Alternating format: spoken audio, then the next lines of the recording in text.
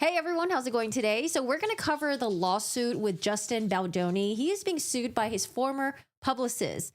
And guys, every time I start talking on stream, Cheryl starts acting crazy in the background. Let me see what he wants. Cheryl says hi. So today we're going to cover the lawsuit. And yesterday, I think I was being overly ambitious because I thought I can get through 130 pages of stuff in 2 hours. And yesterday's stream was very, very long. So we're doing a part two. Part one yesterday, we went over Blake Lively's complaint, the complaint that she filed with the Civil Rights Department in California. It is not a lawsuit yet, but apparently when I was reading online, the Civil Rights Department, they can either do their own investigation or they can give her the, the approval to engage in a lawsuit. So that's what I read on Variety. Thank you so much for someone who sent me that article yesterday. So yesterday in the Blake Lively complaint, she alleges that Justin Baldoni and some other people that he was working with were engaging in a smear campaign against Blake Lively. And the reason why was because, well, Blake Lively and other cast and crew members during the filming of It Ends With Us, which was filmed last year in 2023, I think they were filming in New Jersey, they alleged that Justin Baldoni was sexually harassing them, Blake Lively, other female cast and crew members.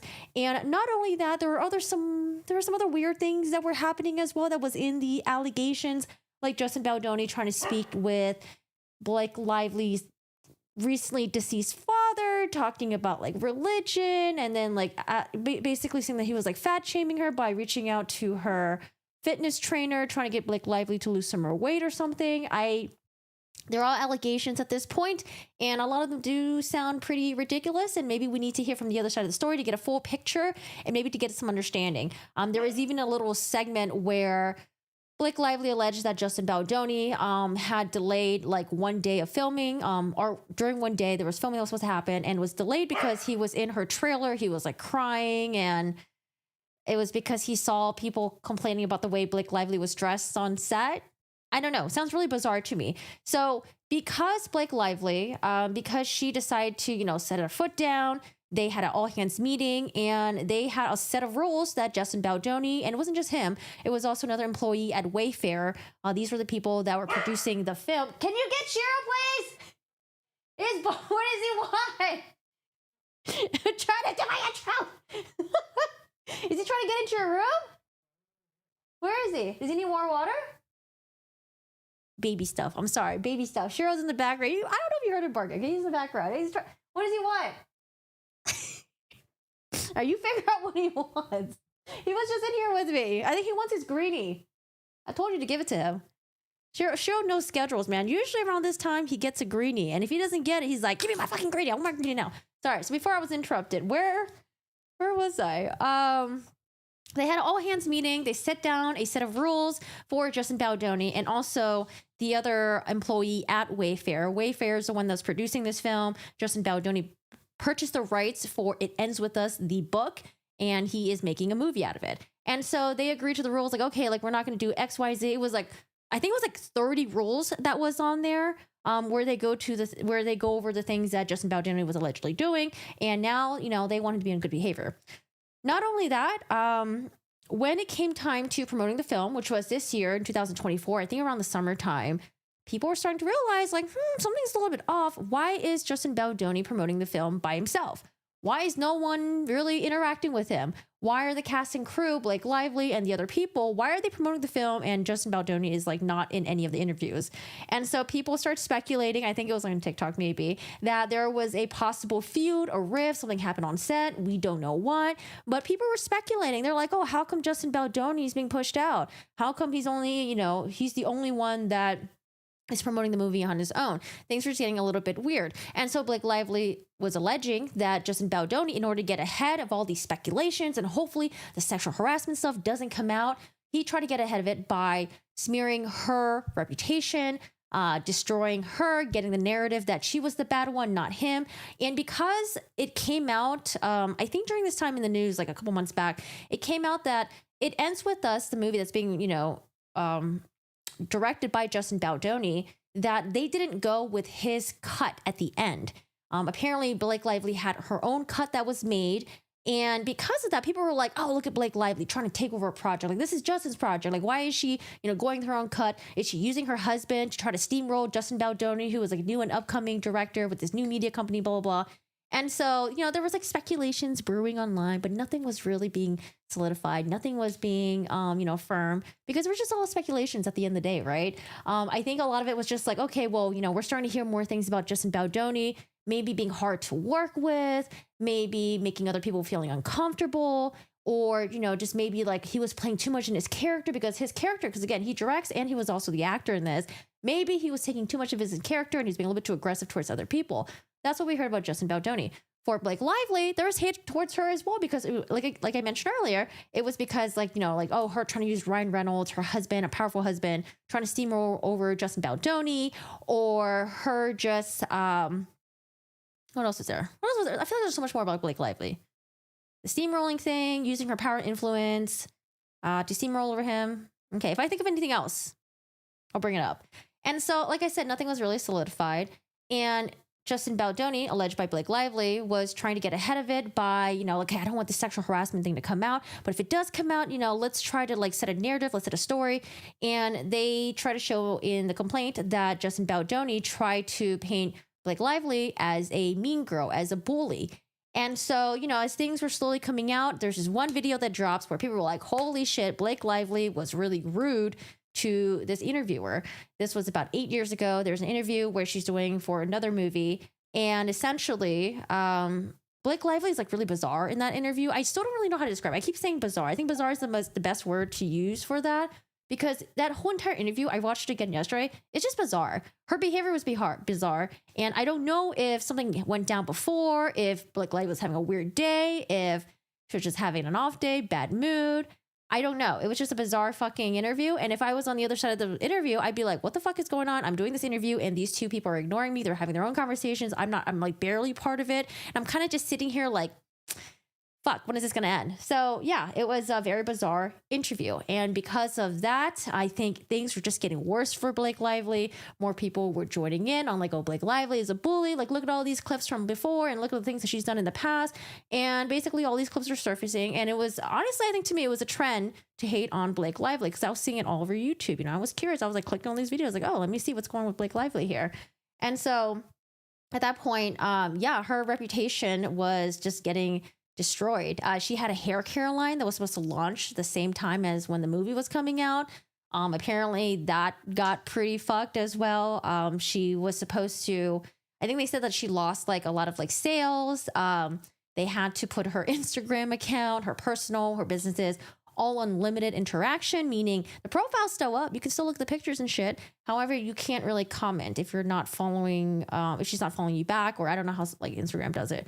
But yeah, things weren't looking good for Blake Lively for a couple of months, and it was just kind of quiet. I think people were hoping that maybe Blake Lively would reach out to the interviewer and maybe give an apology. But now that we have this complaint that comes out, it's possible that Blake Lively thought that maybe this interviewer was also working in cahoots with Justin and his team in trying to have a targeted smear campaign and dropping it at a very interesting time when Justin Baldoni and his team were also allegedly going after Blake Lively. So if she thought that the interviewer was also going after her, I can see why she hasn't reached out and apologized. But you know what? Even if it was a coordinated effort, I feel like you should still apologize, because it's still something you did. Yes, it was a long time ago. It was 8 years ago. At the same time, though, if you look at the video, it looks pretty fucking rude. I would say hey, I would maybe still apologize, but we'll see what happens with that. Anyway, so that's basically the gist of what we're going over yesterday. Today, what we're going to go over the lawsuit that has been filed against Justin Baldoni and the other people that he was working with in order to engage in this alleged smear campaign against Blake Lively. So it is his former publicist. She's suing Justin Baldoni. She's suing the two other people that were working with Justin Baldoni. One of them was her former employee, because in Blake Lively's complaint, a lot of people were like, how the fuck did she get these text messages? There are these text messages that were sent directly to and from Justin Baldoni, and it's from the publicist that was allegedly, doing the smear campaign. How was she getting these text messages? It was very interesting. What happened here? Then we find out, oh, it's because these text messages were from an ex-employee. And when that ex-employee was asked to leave the company, well, what happens? You get the company phone back. Apparently, they were able, I think Blake Lively's team said that they did a civil subpoena they probably gave it to Stephanie Jones, and they were able to get these text messages through that. So that's, I was trying to do a really quick recap, but there are just so many different pieces and elements and so many weird, bizarre things. And what's really interesting about this, and who, I don't know if they still do content on YouTube, but do you guys remember Spicy Draco? Former TMZ employee who testified at the Depp v. Heard trial. I think it'd be really cool to get his insight about this whole thing. Because, I don't really know too much about this whole behind the scenes Hollywood stuff, the PR shit. It's just stuff that I've seen like on Entourage, right? Where you've seen it on TV, you see in movies, and you're just like, I don't really know much about this world, but I'm assuming things like this is happening in the background. So it's kind of cool to see it happening and then seeing it all being exposed in a lawsuit and seeing text messages, because it is all very interesting.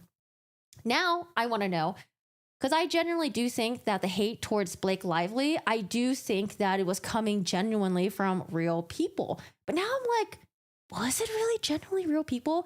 Because there would be clippets of Blake Lively being a bully for 10 minutes, or like her being in this interview and she's rude and stuff like that. And you go through the comments and like, oh my God, she's so rude. She's such a bully. And I'm like, I don't know. To me, it seems like maybe you just didn't like the way she told her joke or something like that. Because there are some times where she would just have like really off-putting jokes, or they're just not funny, or she's trying to be funny. But to me, I just didn't really see it as a realm of like a bully, aside from her interview that she did, of course, with Kirsty Flaw. That one I was like, yeah, that's pretty fucking bad. But all the other ones, I'm like, now I'm just like, damn, like, were they really real people, or were they just like all these I don't know, like these fake accounts that was generated by the PR team and the other company that they hired to do this? I don't know. I'm just curious now, because it definitely, if it's true, then it fooled me, right? It definitely fooled me. All right, let's take a second to breathe, and I'll say hi to the chat. Hi guys, how are you doing today? Yesterday's stream was very, very long. So if y'all don't want to watch a whole long ass stream when I'm reading the complaint to you, I think I am going to do a 1 hour video where I just condense it for you guys. That way you're not sitting there, you're not listening to the lawsuit. I think I'll pick up parts of it, and then I think I'll do that. I think that'll be better, because I didn't realize it was going to be that long. That, or was I just being a slow reader yesterday? I don't know. Maybe I was yapping too much. Hi Fire, how are you doing today? Working after Christmas. Hello, how are you doing today? Hi Joseph. Hey Corgi, how are you? I'm doing good. Thank you so much for asking. I washed my hair today, and I feel like every day, the days that I wash my hair, I'm always in a better mood. Hi, Lemon Baked. How are you doing today? Hello, Forrest. I gotta Google adorable behavior. Jays, I'm so sick of the Hollywood drama, yet here I am. Listen, okay? I always tell, oh God, that is really loud. I'm gonna go do my headphones. I always tell people this, okay? Like, I don't like drama in my life. I don't like people who are negative, who are soul suckers. I cut those people out, okay? But when it comes to like other drama, like, I'm human. I like to consume drama, like I used to watch Real Housewives all the time, the Vanderpump stuff. Yeah, I used to watch a reality TV show because I love watching drama. So sometimes, when, I'm living my boring life and some drama comes along my way, I like, what's going on here? Consuming a little bit of drama here and there, from the outside. Hi, Mindy. How are you doing today? This whole thing is so messy on both sides. I know it is. Whenever you got text messages, you know it's going to be messy. Because, sometimes, like, when you guys write your text messages, right? Sometimes it sounds a lot spicier, but it becomes less spicy if the person knows you. So, for example, if I read a text message to my siblings or like to my friend, it might sound spicy to the outside people, but when you're amongst people that know you, it's not really as spicy, right? But I mean, here's the thing with text messages. When people are judging you based on what you're writing in your private time, and you're a little bit more, louder than you normally would be, you're a little bit more crazy, you're a little bit more edgier, it does come across as bad sometimes. Lauren, oh my gosh, Lauren, thank you so much. I appreciate it. Thank you so much for the super chat. I hope you're having a good one. Thanks for popping on in, Lauren. Hello. Thank you for your support. Hey, Raina. Hey, Corgi. Hey, everyone. This is AKA me. Wait, did you change your name? Oh, hello. I switched my actual legal name. Hello, Raina. Hello, Queen Raina. How are you doing today? We'll still call you Queen Raina. I heard them saying the same for Lizzo and the people that were suing her. Okay, I don't know all the lawsuits that are happening. Any of the Lizzo stuff, I need to ask my brother. My brother would know. I don't know any of the Lizzo stuff that's been happening. Hi, Sarah. How are you doing today? Hello, Roxette. I can tell that I'm dehydrated right now because my lips are starting to get a little bit dry. Hi, Nicole. Hello, hello. A lot of misunderstandings can happen because you can't read both languages or tone via text. Yes. That's why it's also really hard to engage in debates via chat room, text, and all that stuff too. It's hard to, because I see it all the time too. When I see people who are arguing in chat or having like discussions about, you know, the disagreements that they have about a certain trial or like maybe a testimony and stuff like that, I can see that sometimes things are being read differently and people are assuming that the tone is aggressive. So then they'll elevate it a little bit and respond in a more aggressive way. And then the other person will get a wind of that and then becomes more and more and more aggressive. That's why it's really hard sometimes to have disagreements in chat. And you have to like really like fluff your language a little bit to make it sound super friendly. Because it's really easy to just get it to get into like a shouting match and name calling and all this stuff. But yeah, it is really hard. It's hard to get tones. It's hard to get all of that. And then sometimes when you don't know the other person, you know, if you don't know them very well, sometimes it's hard to really understand what it is that they're trying to say. I'm good. I hope everyone else is too. We're doing well. At least I hope so. I hope we're doing good. Oh, really? Reina means queen in Spanish. So I would literally just be saying queen, queen. This reminds me of the Key and Peele texting skit. Oh, yes. Oh my God, that was so funny. I love Key and Peele. Yeah, the texting skit was so funny where that guy was getting so mad and then the other one on the other end was just like, just chilling, you know? And then the guy, my favorite part is when he got so mad, he like jumped up on the counter and started like, I don't know, like he like clicked his foot together or something like that because he was so pissed. I love it. So good. Yeah. The Key and Peele skit. That's a good reference. I have more dog walking to do this evening, but we'll be listening in again. Oh, thank you. Hi, Addie. How are you doing today? Hello, hello. All right, y'all. So again, I don't know if I'm being over ambitious today, but I feel like we can get through this pretty quickly. I feel like we could get through this really quickly. Maybe, maybe not. If I can't get through it quickly, like I said, I will probably just do another video where I do a shortened version of it and I'll summarize it for you. That way it's like, oh my God, Corgi, I don't want to sit here for like 3 hours. Let's listen to you read to a document. Or if you want to, why not? I could be like your Audible. You don't have to pay for Audible subscription. You know, I got you. I'm the Audible of lawsuits. Okay. All right. Oh, I forgot. Because usually when I'm doing my recaps, I usually like to have pictures and articles to back it up. And I always forget to do that. I always forget to do that. So mini recap here. Mini recap. In addition to all the stuff that I was saying earlier. All right, mini recap. So it all started with this New York Times article where the title is "We Can Bury Anyone Instead of Hollywood Smear Machine." And from this New York Times, that's where we learned about the complaint filed by Blake Lively to the California Civil Rights Department.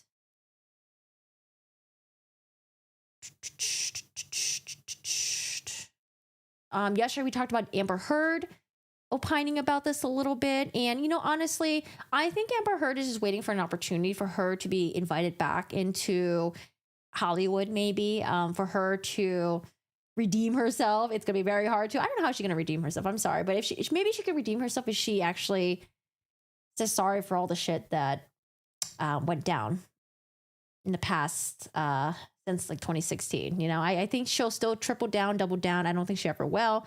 But I still think that she's looking for a way to, you know, kind of get her way back in. Like, oh, this is a good opportunity to maybe get my way back in, possibly. I don't know. I'm just assuming here. But because the PR team that was hired by Justin Baldoni was the same like crisis PR team that was hired by Johnny Depp and his team, she's trying to say that like, oh my God, look, like, you know, Blake Lively is the victim here. And you know what? I also was the victim of a smear campaign. Look what happened to me. It's like, Amber Heard, your scenario was way different. Way different. We saw it in real time, things coming out of your mouth. We saw it in the courtroom. You know, the reason why a lot of people turn against you was because of your testimony when you're on the stand. She came off as someone who was not credible at all. And a lot of the lies were exposed and her explanation of those lies were really bad. And she could even admit to the whole pledge versus donating. And now it's just a whole mess on the stand. I don't know. Maybe she should have had crisis PR during the trial, but I don't know. Maybe she did and they just didn't do a good job at like coaching her. Or maybe she just didn't want to listen to them because she was just being stubborn, possibly. So Amber Heard does make a statement to NBC where she says, social media is the absolute personification of the classic saying, a lie travels halfway around the world before the truth can get its boots on. What do you want? wall, downstairs drawer. I saw this firsthand and up close, and it is as horrifying as it is destructive. And I mentioned this yesterday, but I mean, literally for 6 years, from 2016 to whenever the trial happened, people believe Amber Heard. If anything, when she saw this firsthand, it would be her seeing it firsthand how her lies traveled halfway through the world, and people believed her. You know, they believed her for 6 years. People were on her side. People, you know, Johnny Depp was being blacklisted. He was being, he got fired from Disney. And things were just a mess for him. He even lost funding for a movie that he was part of. And yeah, people believe Amber Heard.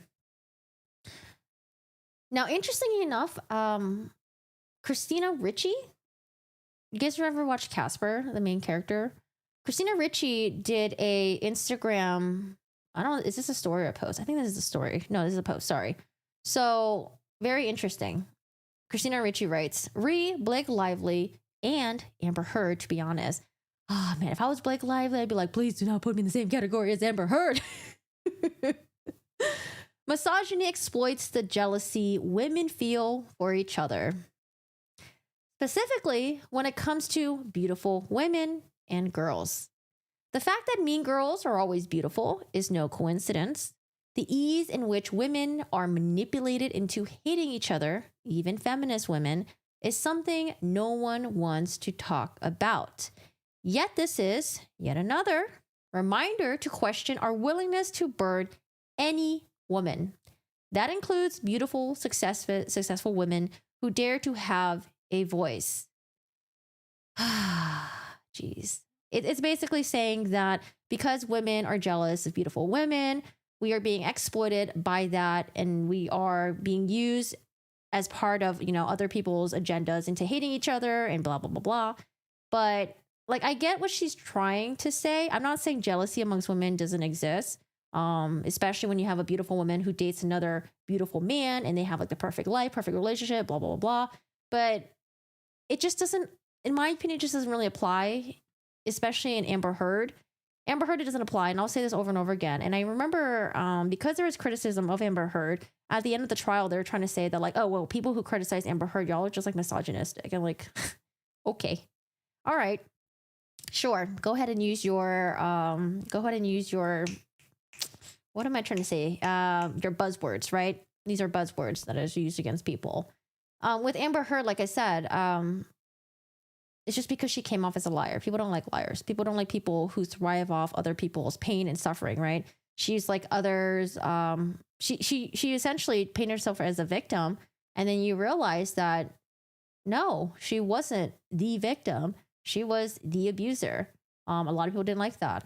And then for Blake Lively, yes, she's beautiful. You know, she has a very successful life. She's married to Ryan Reynolds. Maybe people are jealous of that. She has like 4 kids, blah, blah, blah, blah. But with Blake Lively, I mean, when that interview came out with her, her interview with Kristen Flaw, a lot of people were like, oof, yikes. That's a bully. That's a mean girl.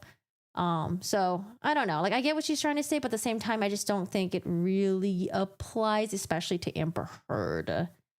I did think that it was weird to have a huge wave of people hating on Blake Lively the way that she was hated on, because I thought that for how badly that she was being canceled for, I would have thought her actions would have been way more egregious. But yeah. Let's see. So that's the Amber Heard stuff. And then okay, the lawsuit. So this lawsuit was filed by Stephanie Jones, and this is in the New York State Unified Court System. So we have a summons here, 1226 received, a complaint that's been corrected, 1226. A request for assignment for commercial division. This is on 1224. So this was, I think it was filed the day before Christmas. I think it was filed on Christmas Eve. Request for judicial intervention, commercial division addendum. This is being X here. Plaintiff/petitioner cause of action. Breach of contract or fiduciary duty, fraud, misrepresentation, business tort like unfair competition, statutory and or common law violation where the breach or the violation is alleged or arise out of business dealings like a sales of assets or securities, corporate restructuring, partnership, shareholder, joint venture, other business agreements, blah, blah, blah, blah, blah, blah. I think it's going to be like breach of contract or fiduciary duty. For breach of contract is because she has a contract with Justin Baldoni. Justin Baldoni was supposed to work with her, and it seems like Justin Baldoni was working on the side with an employee of hers, and they were doing it secretly without her knowing. And then she's like suing the former employee that she fired recently, because when you're working, I think like when you're like, especially in New York, when you're working for an employee, you are also supposed to look out for their best interests as well. You have a fiduciary duty. And they're saying that like, oh, because she was like kind of off doing her own thing, she was doing her rogue thing, she wasn't looking out for the business. And not only that, she was also allegedly tarnishing the name of the business owner, which is Stephanie Jones, through planting articles and basically trying to show that Stephanie Jones is I don't know, either hard to work with, or how Stephanie Jones maybe, possibly like exploits her clients. But we'll go through the allegations and read it so we know what she's alleging. Hey, Wayne. Hi, Rain. How are you doing today? Hello. So crazy. I don't have Twitter, Instagram, or Facebook. Okay, well, Facebook is useless unless it's for Facebook Marketplace. That's the only thing I use it for. Twitter. Okay, I think Twitter is useless, but sometimes when I want to find out something and I want to find out quickly, Twitter's always like the first place that will usually have something. So I usually don't like Twitter, but Twitter is a good go-to place if you need something and it's like not reported anywhere else yet. And then Instagram, I mean, cute dog pictures. Cute videos. Hey, Elvie, how are you doing today? Elvie says, Blake has had other instances of being a mean girl, Gossip Girl interviews, and at the Flaw interview from 6 years ago. It's not a new thing. I saw the Christy interview. The other interviews for the Gossip Girl stuff, is it Gossip Girl? Yeah. I've seen some of them. But the ones that I saw, I just thought she was just being really awkward. But I haven't seen, maybe I just haven't seen the videos that you've seen, possibly. All right, so I'm going to put my glasses for this one. I think it'll help. Are they clean? Oh, they're clean. All right, what do we got to y'all? Facebook is for people who have friends they don't like. I still use it. Law. Facebook is like all like the old high school friends and stuff like that you're just too lazy to unfriend because it's like too annoying to go through the list. But then you get to see what they're up to sometimes. And it's kind of cool to see like, oh, how do people turn out? Who has kids? Who's got a family and all that? What everyone's up to. So it's kind of cool. But for me, Facebook Marketplace. That's all I care about in Facebook Marketplace. Hey, Melissa Jane. Yeah, I think the Gossip Girl stuff, she's awkward and has jokes that didn't land. Yeah, I think she's like the type of person who thinks she's funny and then she'll laugh at her own joke, but then no one else is laughing. It's me sometimes. Oh, gosh. Alrighty. Supreme Court of the State of New York, County of New York. Plaintiff Stephanie Jones and Jones Work LLC, by and through their undersigned counsel, bring this complaint against defendants Jennifer Abel, Melissa Nathan. So Jennifer Abel is her former employee. Melissa Nathan was the other person that was working with Jennifer Abel. We have Justin Baldoni, the client or former client. Wayfair Studios was Justin Baldoni's company. And John Doe's 1 through 10. All right, we respectfully allege as follow. Nature of the case. Defendants Abel and Nathan secretly conspired for months to publicly and privately attack Jones and Jones' work, to breach multiple contracts and induce contractual breaches, and to steal clients and business prospects. Behind Jones' back, they secretly coordinated with Mr. Baldoni and Wayfair to implement an aggressive media smear campaign against Baldoni's film co-star, Blake Lively, and then use a crisis as an opportunity to drive a wedge between Jones and Baldoni, and to publicly pin blame for the smear campaign on Jones, when Jones had no knowledge or involvement in it. There was a statement that was written by... Gosh, I'm gonna have to remember whose last name is whose. I think it was by Jennifer Abel that was posted, and we read it yesterday. It was the long essay that she wrote, which I thought, I don't know why she wrote this. But now that I know, I think this was written in it was written in a private PR and marketing Facebook group. I'm like, why would you write this? Obviously, someone's gonna post it and show it to the internet. I don't know. I feel like you shouldn't write this. Anyways, so this is what she wrote in her response after the whole thing went down. I had recently left my previous firm, and which I was still with during the campaign, parentheses, with a team who all participated in the campaign and a boss who oversaw. So that makes it seem like she's trying to say, excuse me, Stephanie Jones, my boss, she knew about this. Why is she acting like she doesn't know? Because Stephanie Jones is alleging that she didn't know about the smear campaign and that her employee was doing this behind her back. And then when, shit was blowing the fan, she was trying to, I don't think shit was really blowing the fan. I'm sorry. I think it was like a little like mini shit that was blowing the fan. Okay, maybe mini shit, maybe mini fan. But she was trying to use it and say that like, oh, Stephanie Jones did this.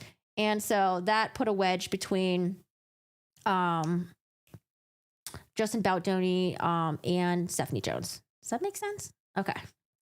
To this day, Abel and Nathan continue to point the finger falsely at Jones now that her own misconduct is coming to light, and to defame and attack Jones in the industry. Baldoni and his company Wayfair, who have since parted ways with Jones' work, have repudiated their contractual obligations with Jones' work and rebuffed Jones' efforts to settle this dispute privately in arbitration. Interesting. Defendants will not stop attacking Jones and have refused any efforts to resolve these issues out of court. This lawsuit seeks to finally put a stop to their continued misconduct and to compensate Jones and Jones' work for the damage defendants' conduct and scheme has inflicted. Yeah, I'm kind of like that as well. Jennifer Abel's statement is so tone deaf and incriminating. I'm like, girl, why did you write this? Aren't you in PR? Shush it. Keep it quiet. Keep your mouth shut. Don't say nothing. Or if you're going to make a public statement, keep it short and very indirect, okay? Oh, yeah. Jennifer Abel's statement is so PR, trying to save her own ass. It's so very transparent.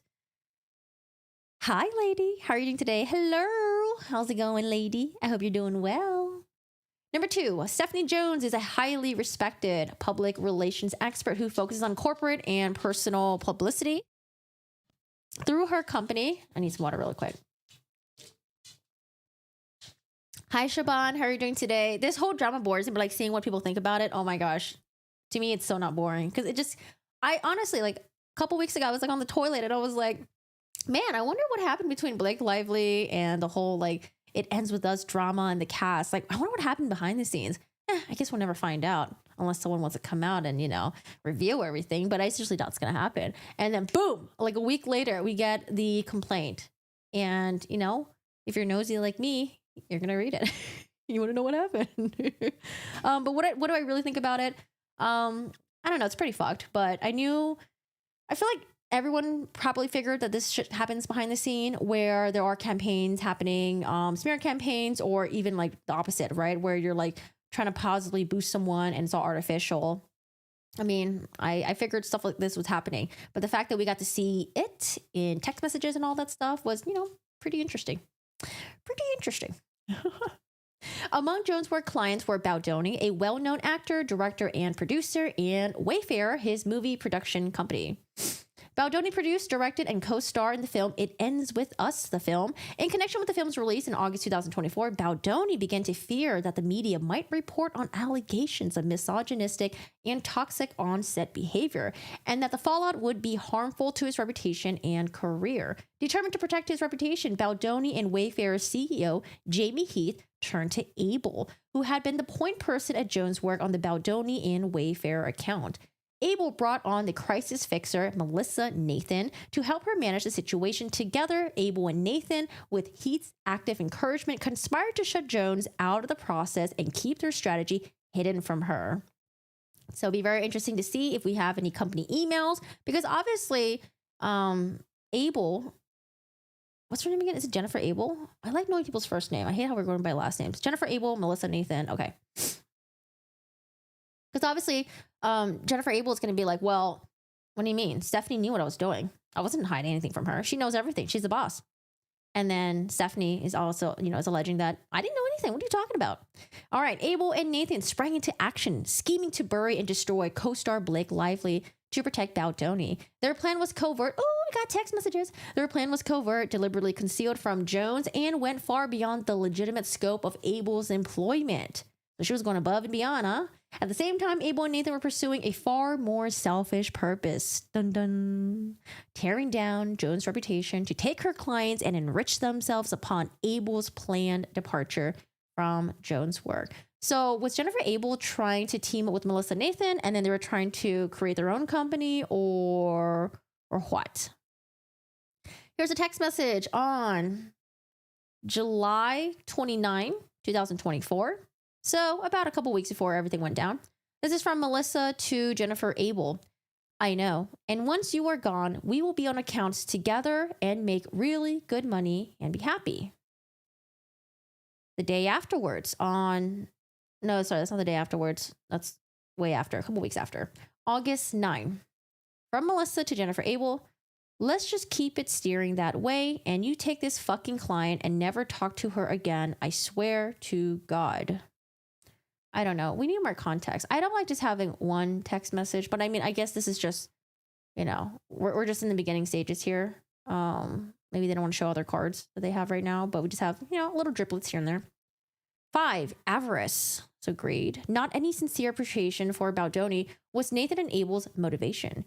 Abel's candid communications revealed that she, in fact, held Baldoni personally in extremely low regard. Ooh. So from Jennifer Abel to we don't know who. This was sent on January 14, beginning of this year. I can't stand him. He's so pompous. A men's retreat during release. Is he crazy? And being off the grid for the summer because he's just so overworked? Like, calm down. You're not that important and nobody gives a shit how hard your life is. How old is Jennifer Abel? Does anyone know how old Jennifer Abel is?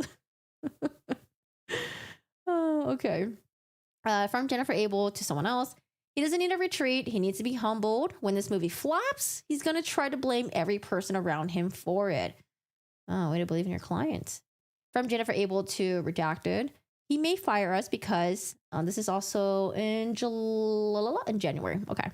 He may fire us because even if we put together an amazing campaign, it's not going to change the fact that he's so unlikable and unrealistic as a leading man. There's no chemistry with him and Blake, and you and I both know that she will resist to promote this movie, and the press will be reluctant to do anything with Justin without Blake being a part of it. So there, those are my thoughts. I think around this time in January, that was when they started to resume filming again after Blake Lively put her foot down and they had the all hands meeting where they basically discussed, okay, Justin Baldoni and Mr. Heath, these are the things you're not going to do moving forward. We need to work on your behavior. 6. Months earlier, Abel had voiced the same opinion in connection with the film kissing scene between Baldoni and Lively, which was described to Abel as so gross and revealed that Abel was well aware of Lively's on-set complaints about Baldoni's behavior. This is on January 13, beginning this year, from Jennifer Abel. It's so cringy. His face. Someone writes back, Blake was probably grossed out too. She writes back, yeah, and filed a cease and desist. Number 7, at the same time as Abel and Nathan were working to protect Baldoni from negative press attention, they were actively working their media contacts to plant negative stories about Jones and Jones' work. Ooh. Central to Abel and Nathan's personal vendetta against Jones was on August 2024 Business Insider article titled, Who's Afraid of Stephanie Jones? That Abel and Nathan coordinated with a friendly reporter. Indeed, as early as July 29, 2024, Abel and Nathan were coordinating their outreach to Katie Warren, the Business Insider reporter, who eventually published the article attacking Jones. This is in July 29th from Jennifer Abel to Melissa Nathan. Did you by chance chat with Katie, their journo? Melissa Nathan writes back, no, she's calling me soon. Actually, should be very soon, probably in the next 10 minutes. Okay, I mean, we need more. Number 8, conversations between Abel and Nathan show close coordination with Warren, including numerous lengthy phone calls between Abel and Warren between July 30 and August 12th. Abel also facilitated Warren's outreach to former clients of Jones in order to further disrupt Jones' work's business and negatively influence the coverage. This included putting Warren in touch with a client with whom Jones had worked closely with for years, bringing her from obscurity to prominence, and who terminated her contract with Jones as a direct result of Abel's encouragement and deliberate interference. Abel's talking shit about Baldoni in the text. Yeah, Jesus.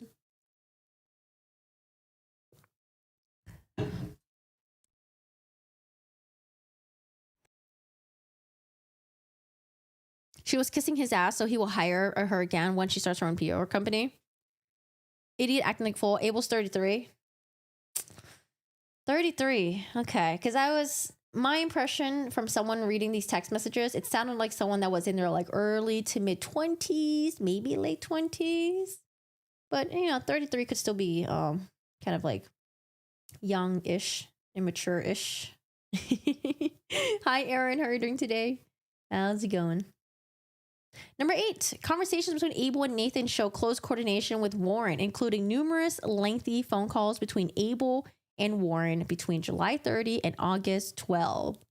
Abel also facilitated Warren's outreach to former clients of Jones in order to further disrupt Jones' works business and negatively influence the coverage. This included putting Warren in touch with the client. Oh shit, I already read this. I'm sorry. Hey there. Hello. Yes, his former publicist, Stephanie Jones, is suing Justin Baldoni. Lawsuit drop Christmas Eve. This PR needs PR now. Dude seems to have made a hot mess. There's so much unknown still. Yes. Still need to hear from all sides, and we're all in the very beginning at this point. Who knows what might be discovered more during the discovery process. Might get more text messages, voice messages. All right, this is from Jennifer Abel to Redacted on July 30th. FYI, Katie is going to try to call you again by phone to confirm if blank is a client. From Jennifer Abel again to Redacted, same day. I would definitely call her ASAP and stay off record she's not, and to not have her included in the piece. Number 9. On the eve of the article's release, Nathan boasted about the destructive effect this story would have on Jones, mocking Jones in a text to Abel and jokingly suggesting that Abel should tell Jones. How about Melissa Nathan? How old is Melissa Nathan? So Jennifer Abel's 33. Is Melissa Nathan around like the same age? All right, so from Melissa to Jennifer. Stephanie, are you aware there is a kill story dropping this week on you? And if you hadn't of blown us up, we not have been in such a bad place. Wait. Stephanie, are you aware there's a kill story dropping this week on you? And if you hadn't of blown us up, we would not have been in such a bad place. Her grammar definitely needs work, but we can forgive that. August 14. So this is after the whole it ends with a drama got even more heated. This drama is just PR versus PR, and we're all just being astroturfed by both Blake and Baldoni's PR. We'll see. 10. Abel and Nathan's conspiracy to take down Jones was virulent and effective, which they themselves recognized was fueled by society's natural willingness to tear down successful women, and they capitalized on this for their own gain. From Melissa to Jennifer Abel. This is why I use ChatGPT to write my emails. Smart. It's actually sad because it just shows you have people who really want to hate on women. We already saw this text message. This is on August 10. Jennifer Abel writes back to Melissa, I know, it's sad. She also writes, but then, like, don't be a cunt. 11. Oh, I forgot. YouTube doesn't like that word. YouTube, I didn't say that. I said can't. Yes. 11. As her planned departure neared, Abel boasted to Nathan about the damage she was doing to Jones' work, her then employer, and Nathan goaded her on. So from Jennifer Abel to Melissa Nathan, we're going to war. I feel so alive. Ha ha ha ha ha ha. Yeah, Jennifer Abel's definitely having a lot of fun. Again, August 13, after the whole it ends with us shit went down. From Melissa Nathan to Jennifer Abel on August 13. Going out of JW with a bang. Oh, Jones' work. 12. Abel and Nathan also conspired to ensure that Wayfair and Baldoni would leave Jones' work and come with Abel to her planned new firm. Oh man. It's also like, don't use your company phone maybe to talk shit about your boss. I don't know. I mean, that's just me being very paranoid maybe, right? I don't know. Use your own personal phone. It'd be harder to subpoena those records. 12. Yeah, it's just a total narc versus narc and PR implosion. If we knew what really went on behind the scenes, I think we wouldn't support any producer, director, actor, CEO ever. So they hired these PR people, and the PR people are loving it, and the results show they are telling the customer, yeah, that's because I'm the best, etc. Remember you read those text messages yesterday? Yes. It seems like they were reveling in, the success of destroying Blake Lively. That's how it was interpreted as. It backfires. They're pointing fingers. Well, I think what happens is it didn't backfire out loud. It was like internally it backfired. So I think it's going to get there at some point. But it seems like when it was pointed at Stephanie Jones that she was the one who was possibly doing some anti-Blake Lively shit, she was called out by one of the Wayfair CEOs or something, or one of the employees. And so that's what they meant. And then Stephanie Jones is like, I didn't fucking do any of this. What are you talking about? And then I guess she finds out that it was her employee doing it. But now that we're having this major backfire, we did get a statement from Jennifer Abel when she was writing in the private Facebook group. And, to me, it was a not so great statement. I felt like it was something that she probably wrote when she was like, maybe it was like 4 a.m. She couldn't sleep. She's like, no, fuck it. I'm just going to write it. I'm just going to write something. Just make myself feel better. All right, number 12, Abel and Nathan also conspired to ensure that Wayfair and Baldoni would leave Jones' work and come with Abel to her planned new firm. I wonder if anyone's going to go to Jennifer Abel's firm now. Does she have any customers, any clients? From Melissa Nathan to Jennifer Abel. This was on August 19. Just had a nice conversation with Justin, just him and me. I explained to him a few things and my conversations with Leslie. He don't help her. I'm like, I'm not helping her. I'm telling her what we're not doing, and she needs to also not do anything. And my last conversation with her was like last Wednesday or so. And then I couldn't help myself. She also writes, I ended it with, next text message, and I'm just going to step out of line before I go to bed and tell you Jen is amazing. She's so loyal. She loves you so much, and you have to go with her. And he was like, oh my God, of course, I'm going with her. Don't kill me. Okay, bye. Jennifer Abel writes back, ha ha ha ha ha. Oh my God, love you. Thanks for chatting with him. So again, it seems like they were trying to get Justin to come with Jennifer Abel when she makes her own company. 13. By the time Jones became aware of the plot in August 2024 and terminated Abel, it was too late. And I wonder when she terminated Jennifer Abel. Was it in August 2024? By the time Jones became aware of the plot in August 2024 and terminated Abel, it was too late and the damage was done. Abel had already stolen more than 70 proprietary and sensitive business documents and additional client leads from Jones' works. Beyond those documents, Abel left Jones' work with Baldoni and Wayfair in tow and immediately opened shop at opening her own competing firm, which she had set up while still working at Jones' work. She further sought to poach employees in violation of a non-compete and non-solicitation provisions in her contract. And as for encouraging Abel leaving with her, Wayfair and Baldoni breached their own contract with Jones' work and poured salt into the wound by basically refusing to pay the remaining amount owed. Okay, so that's why she's going after Justin Baldoni for the breach of contract. 14. Abel and Nathan's covert takedown and smear campaigns were revealed in black and white on Abel's company-issued phone following her termination, which Jones' work forensically preserved and examined in detail after receiving a subpoena for the phone's content. So assuming that it's Blake Lively subpoenaing the phone contents of Jennifer Abel's employee phone, Jones discovered the breadth and intensity of Abel and Nathan's duplicity from these records, including that Abel was actively encouraging other Jones Works clients and employees to leave Jones Work while Abel was still employed there. 15. Abel continues to this day to defame and point the finger at Jones, seeking to dodge the inevitable fallout from her own actions and behavior coming into light. Jones had tried in good faith to resolve this dispute out of court, but those efforts have been met with a complete lack of accountability and stonewalling. The defendant's finger pointing and smear campaign against Jones still continues. Jones anticipates that she will be subject to even more retaliation and negative attacks from defendants for filing this lawsuit and revealing the truth. But she has been left with no choice but to seek to vindicate her rights through litigation to put a stop to defendants' harassing and damaging behavior against her.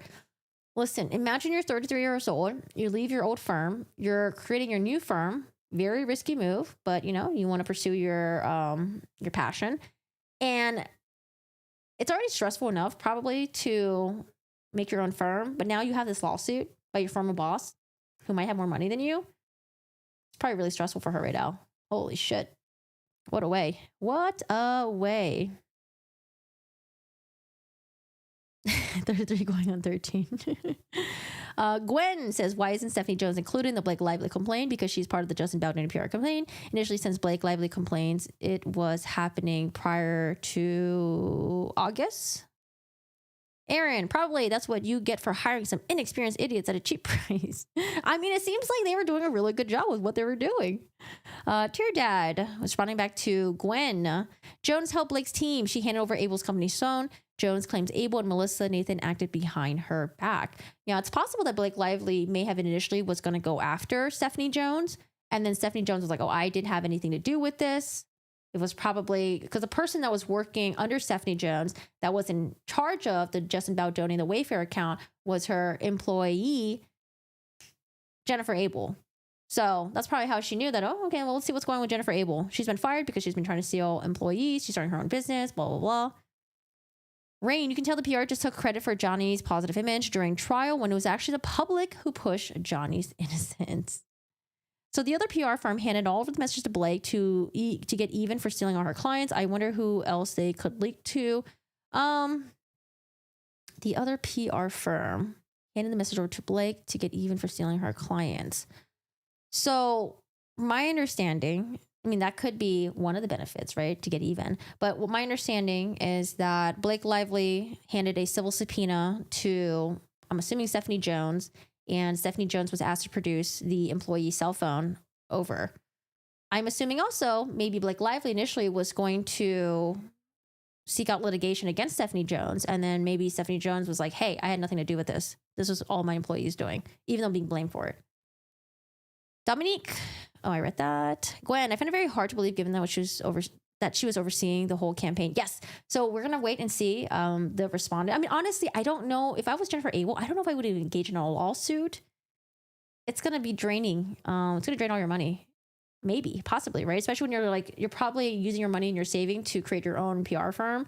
Like, I don't know. Maybe she has a fuck ton of money saved up. Maybe to her, there's like nothing. Or maybe she has family to help her.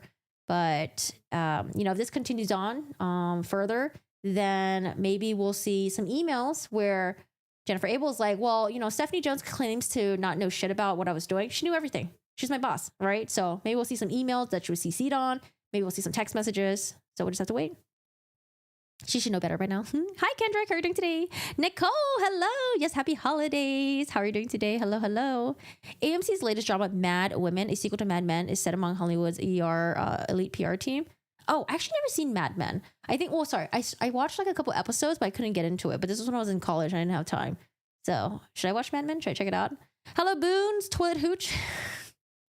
How are you doing today?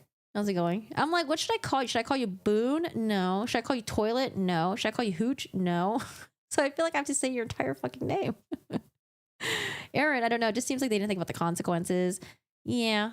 I don't know.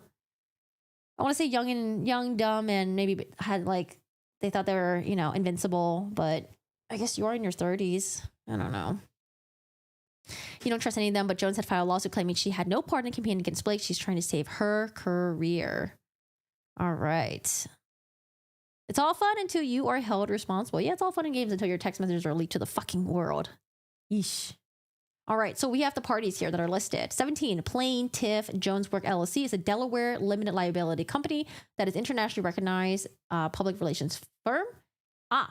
It was founded in, because I was like, I wonder, I mean, New York is probably more favorable, and that's why she's probably filing this lawsuit in New York, but she needs to have a reason for why it's going to, why New York has what's the word that I'm thinking of?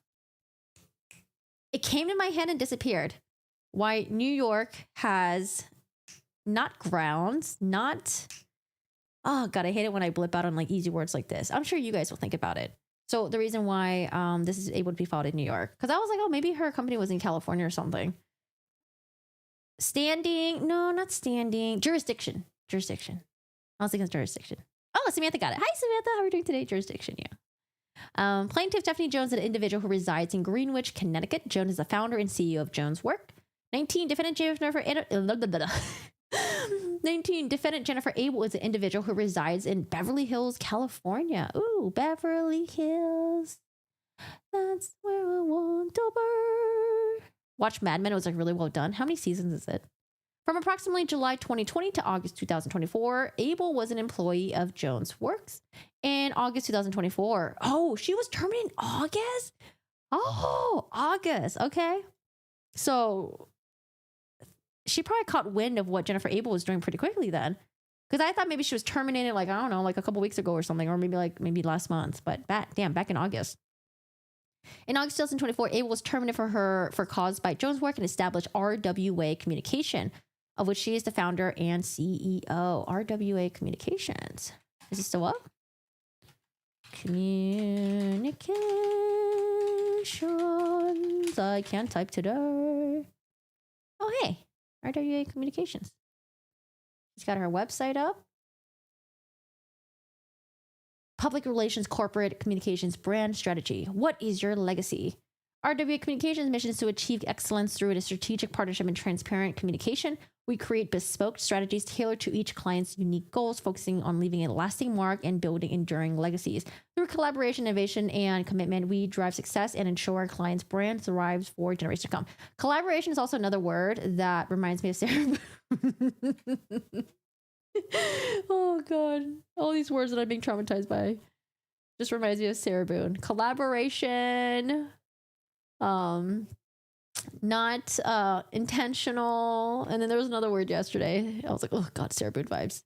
Okay, it seems like there's really not much going on this website here. I don't know if she just like took stuff down, but there's no like, here's the team, here's like the CEO, blah, blah, blah, blah. I think I did say Instagram though.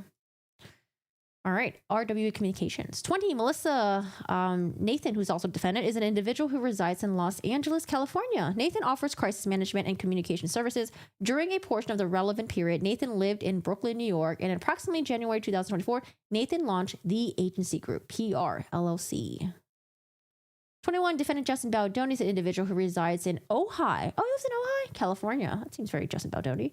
Baldoni is a professional actor and director. He's a co-founder and co-chairman of Wayfarer Studios, an independent studio and a production company. Baldoni was a director, co-star, and producer of the film It Ends With Us.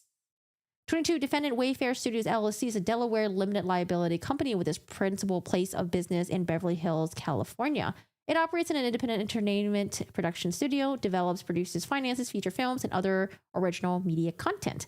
It was co-founded by the current chairman, Justin Baldoni, and is led by, so Jamie Heath is the CEO. Jamie Heath is the other person that's also being, that was mentioned in the Blake Lively complaint. Let's see. Wayfarer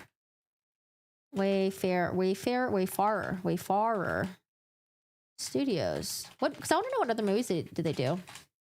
Wayfarer Studios. Oh, they got like a list of other movies. I thought this was like maybe their first movie that they produced or something.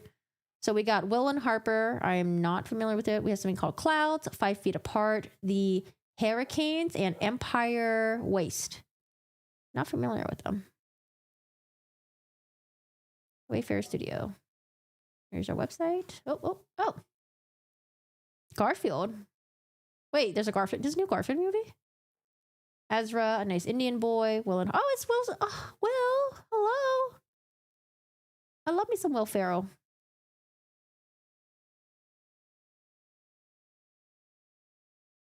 All right.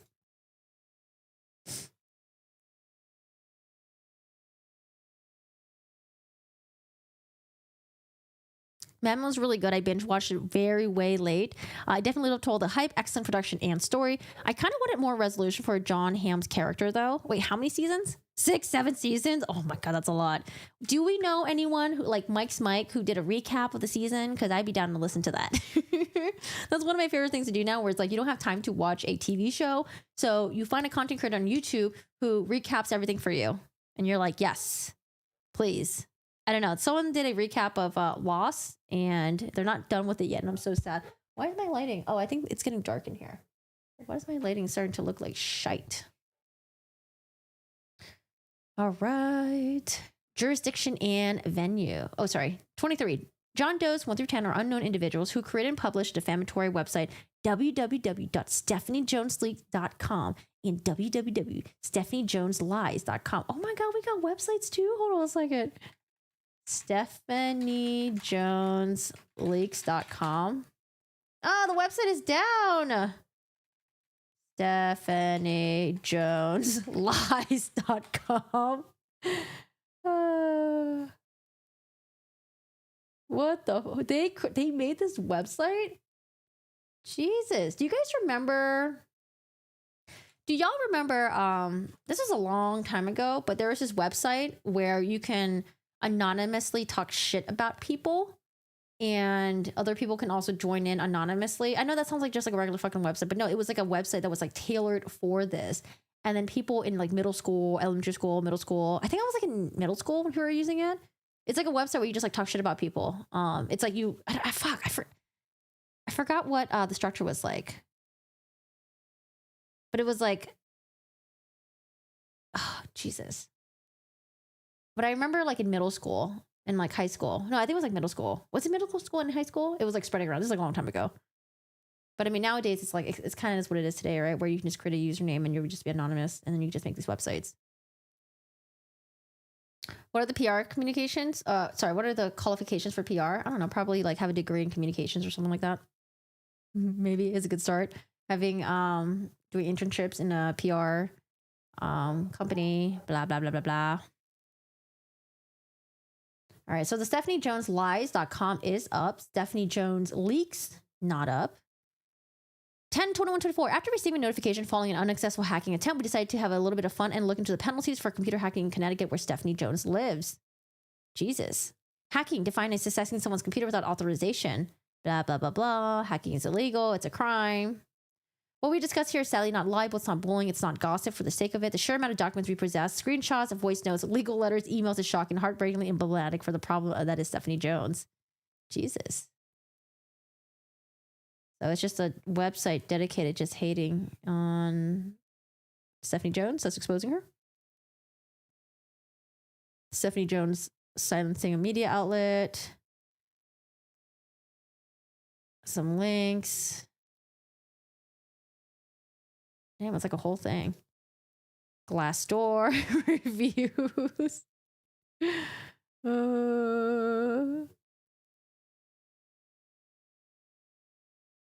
Oh, and that's it. Oh, you could submit your story too. Do you have a story to share? You can do so anonymously. Okay, I don't feel like reading this. All right, so she's suing Jones Doe 1 through 10 for the website. Jurisdiction and venue. This court has jurisdiction over the dispute and over the defendants Abel, Nathan Baldoni, Wayfair Studios pursuant to New York civil practice law and rules, Section 301, because all defendants systematically and continuously conduct and solicit business within New York and have availed themselves of privileges of conducting business in the state of New York. The court further has personal jurisdiction over each pursuant to CPLR Section 302, including this upon information and belief all defendants transact and solicit business within the state and have committed tortious acts described in this complaint within the state or have committed such acts outside of the state, causing injury to Jones' work and Jones within the state. For example, Baldoni and Heath met in person in New York with Lively regarding Baldoni's on-set misconduct that started the sequence events leading in this suit. Okay, is that a stretch there? 25. This court has also jurisdiction over the defendants Abel, Baldoni, and Wayfair Studios because in each of the parties a contract with Jones' work that requires the disputes will be resolved in New York, subject to New York law. I was like, why not Connecticut? But you know what? Maybe New York has laws that are more favorable to Stephanie Jones, and that's why she's filing it here. Factual allegations. Background on the parties and their contract. Jones and Jones' work. Jones is a highly regarded leader in the field of public relations and the founder, president, and owner of Jones' work, an Emmy award-winning marketing and communications agency. Let's do Jones Works. Let's see. Jones Works. Is this Jones Works? Hello, Jones. New York, Austin, and Los Angeles. Work. Your website work. Entertainment. We have Tom Brady. We have, is that Serena Williams? The Rock. Not sure who that is. Can't see. Pitbull? I don't know. I can't see behind the glasses. Don't yell at me. Bieber. Oh God, sports people. I don't know sports people. Lima. Oh gosh, I should know who this person is because they play for the Lakers. I don't. I'm sorry, I don't. I don't know who she is either. Okay. I'm sorry. I'm bad with sports. I don't know. All right, that's her website. Wait, I want to see her picture though. Do we have a picture of her? Because I feel like this seems so not personal. Like, where's the picture of the team? Where's like, here's the team, y'all. Here's the CEO, y'all. Work with us. This website sucks. This website sucks too. Okay. B. Jennifer Abel. In July 2020, Joneswork hired Abel to work as a publicist in the title of vice president. On July 9, 2020, Abel and Joneswork executed 2 contracts, an offer letter establishing Abel's compensation, and a non-disclosure and intellectual property rights and non-solicitation agreement, the Abel NDA. Can we see how much she was being paid? I'm very curious. I love to see people's salaries. 29. The Abel NDA contains several provisions relevant to this complaint. Abel agreed to keep confidential any and all of Jonesworks' proprietary information, including strategies, plans, financial information, as well as information relating to Jonesworks' clients. Abel agreed that any work product she created was the property of Jonesworks. She also agreed that she would not prepare or assist in preparation of any articles about Jonesworks without Jonesworks' express permission, would not disparage Jonesworks in any communications with any reporter or any Jonesworks client, and would not attempt to persuade any Jonesworks client to stop doing business with Jonesworks. 30. On November 22nd, 2021, Jonesworks and Abel executed an employee agreement adjusting the terms of her employment. Under the employment agreement, Jonesworks granted Abel the title Vice President Talent and provided her with compensation tied to the company's performance, including a bonus based on distributions made by the company and a payment equal to 1% of the net proceeds in the event of the sale of Jonesworks. Under the employment agreement, Abel again agreed she would not use any Jonesworks proprietary information for any purpose other than benefiting the company, and the products of her work were the sole property of Jonesworks, and then she would not directly or indirectly compete with Jonesworks for business during her employment. Did Jennifer Abel not hire an employee when she decided to create this new company to make sure that she wasn't fucking up or breaching her contract? Yikes. Hello. Hi, Starson. How are you doing today? Hello. How's it going? Hi, Go Lucky. How's everyone? Yay!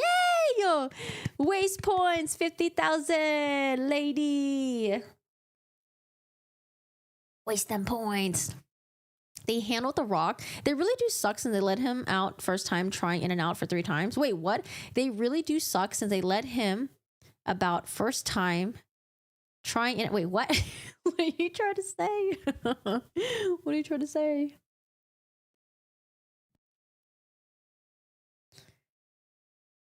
Under the employment agreement,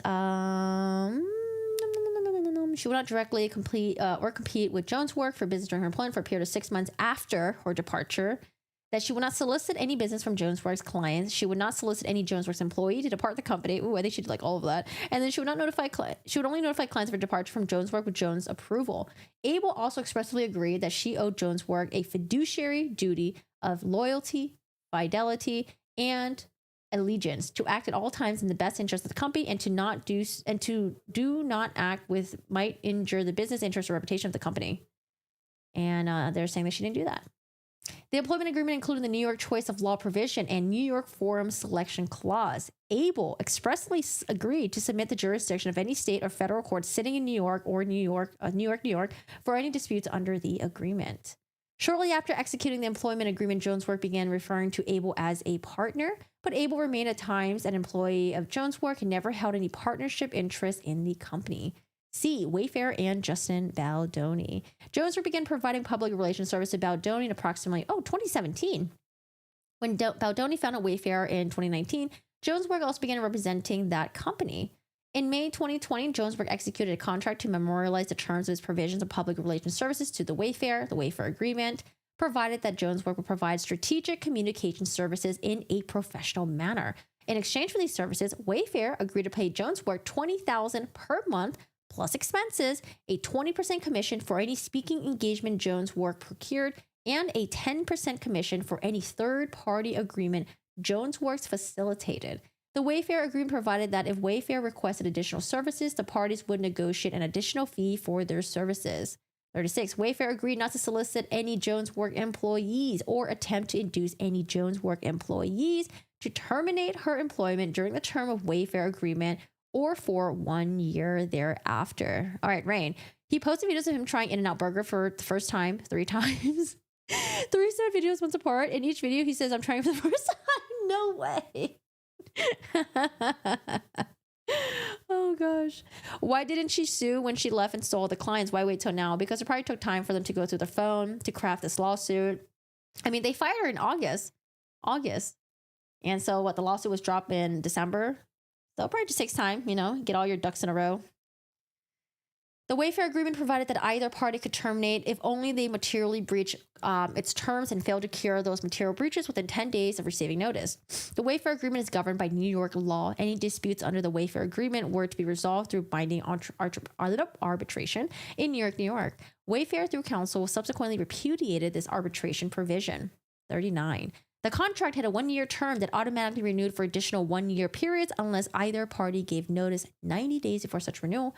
Neither Jones Work nor Wayfair ever gave notice under this provision. The contract most recently renewed for 1-year period on May 7, 2024 and will expire May 6, 2025. All right, June of 2020, a month after executing the Wayfair agreement and upon Wayfair and Baldoni's specific request, the parties, including Baldoni, agreed to incorporate public relations services for Baldoni personally into that contract in exchange for an additional payment of $5,000 per month. Since that time, at Wayfair and Baldoni's request, Jones Work has issued a single invoice each month for $25,000 to both Wayfair and Baldoni. Until the dispute described in this complaint, Wayfair and Baldoni paid those invoices each month. 41. Shortly after commencing employment at Jones Works, Abel began working with Baldoni and Wayfair. As time passed, Jones grew confident in Abel's abilities, and Abel ultimately was entrusted as the primary Jones Work point of contact for Baldoni and Wayfair. In that capacity, Abel also worked closely with Jamie Heath, who previously served as Vice President of Impact and Culture and Co-Chief Operating Officer of Wayfair. And currently, that is a mouthful. What the fuck is this title? Vice President of Impact and Culture and Co-Chief blah, blah, blah, blah. Co-Chief Operating Officer of Wayfair. Okay, and currently serves as Wayfair's president and a CEO. In this capacity, he's played a hands-on role in overseeing Wayfair's projects and communicating strategies. Baldoni, Wayfair, Heath, and others accept the Jones Work consistent performance of its contractual services. Man, if Wayfair and Justin Baldoni were working with Jones Work for so long, were they just building a better relationship with Jennifer Abel than with Stephanie Jones? Kind of weird to burn the Stephanie Jones bridge, even though they've been together for so long. And are contractually together. Melissa Nathan. All right. Melissa Nathan is a long-time crisis manager who has previously worked at several public relations firms. In 2022, Nathan and Jones Work engaged in negotiations regarding Nathan potentially joining Jones Work. The negotiation progressed significantly, including Jones Work agreeing to hire and actually hiring 2 of Nathan's colleagues upon Nathan's insistence. Ultimately, however, negotiations with Nathan's failed and she was not retained by Jones Works. 44. In 2023, Jones witnessed Nathan's approach to handling clients' crisis when they worked for a mutual client. Nathan's tactics went far over the line. Jones recommended that the client terminate its relationship with Nathan, which was separate and independent from Jones and Jones Works. Oh, I wonder that's why maybe she had a grudge against Stephanie Jones because of this. Jones herself further resolved that she would not collaborate with Nathan for clients in the future. Nathan has seemed to harbor significant animus towards Jones and Jones Work ever since. Oh, so they were not supposed to be working together, but then we have Jennifer Abel working with Nathan. What's her first name again? Jennifer Abel and Melissa Nathan. Okay, Melissa Nathan. So they were not supposed to work together. And she was secretly working with her. Hi, Salsa. How you doing today? Hello. In January 2024, Nathan launched her own firm, the Agency Group PR. The Agency Group provides crisis management services, celebrities, and other high-profile individuals and companies. Jones and Nathan schemed to use Baldoni's crisis to attack Jones' reputation and to steal Jones Works' business. Ooh, we're getting to the juicy part, y'all. Juicy part. In 2019, Baldoni and Wayfair acquired the film's rights to the best-selling novel It Ends With Us, written by Colleen Hoover, and author whose books enjoy a vast and devoted following, especially among young women. In 2023, Baldoni began production of the film It Ends With Us. Wayfair and the co-producer of the film, and Baldoni owned the rights to its source material. Baldoni named himself as the director and the male lead of the film, and abused his partner to the female main characters played by Blake Lively.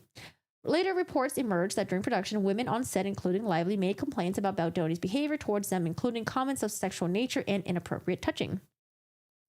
Jones later learned that the tensions on set had reached such a point after the SAG Guild SAG strike halted production from July to early November 2023. Lively had only agreed to return to production if Wayfair implemented additional measures to prevent further improper behavior on the set by Baldoni. The film was released in August 2024. In connection with the release, the press began reporting on tensions between Baldoni and the female cast and crew on the set. According to reports, Baldoni had acted in a controlling, demeaning, borderline abusive manner towards the cast and crew, especially towards the women. The press specifically identified Lively and Hoover as having clashed with Baldoni during filming and speculated on the unusual circumstance that neither Lively nor Hoover was photographed promoting the film together with Baldoni as evidence of tension. So going back to this here. So we would have the cast here, where they would do the promotional stuff, right? Interviews and all that. And who's missing? No Justin Baldoni. Justin Baldoni ain't here. Where's Justin Baldoni at? He ain't here. And then when Justin Baldoni would do his interview, it's just him by himself. Just Justin. So that's why people were speculating, like, hey, what's going on here? As August 2024 release neared, Baldoni began to fear that the increased attention being paid to him and the film would cause reports of allegations about his on-set misbehavior to come out. Abel and Nathan, with encouragement from Heath and without Jones' approval or knowledge, began to formulate a no-holds-barred strategy to discredit and suppress any potential revelations about Baldoni's on-set behavior. Jones, having entrusted the management of Baldoni and Wayfair relationship to Abel, trusted that any plan Abel formulated on behalf of Jones' works would appropriately reflect the company's integrity and ethos. Unfortunately, the opposite turned out to be true. Behind Jones' back, Abel went around Jones to arrange for Baldoni and Wayfair to retain Nathan and launch a smear campaign against Lively. It's not just him. Don't forget, he can talk to the dead, so he can... Rain, shut up. Rain said, it's not just him. Don't forget, he can talk to the dead, so he probably brought some dead people. All right. I'm doing good, stars. I hope you're doing well. Hello. We're gonna be memeing over here. It was obvious that something was wrong. Yeah, people love speculation. People love some behind the scenes drama.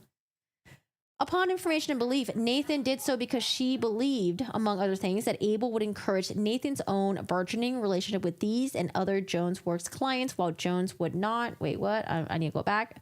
Upon information and belief, Nathan took advantage of this opportunity to encourage Abel to leave Jones' work and to conspire with Abel to steal Baldoni and Wayfair as clients from Jones' works and to smear Jones and Jones' work in the press.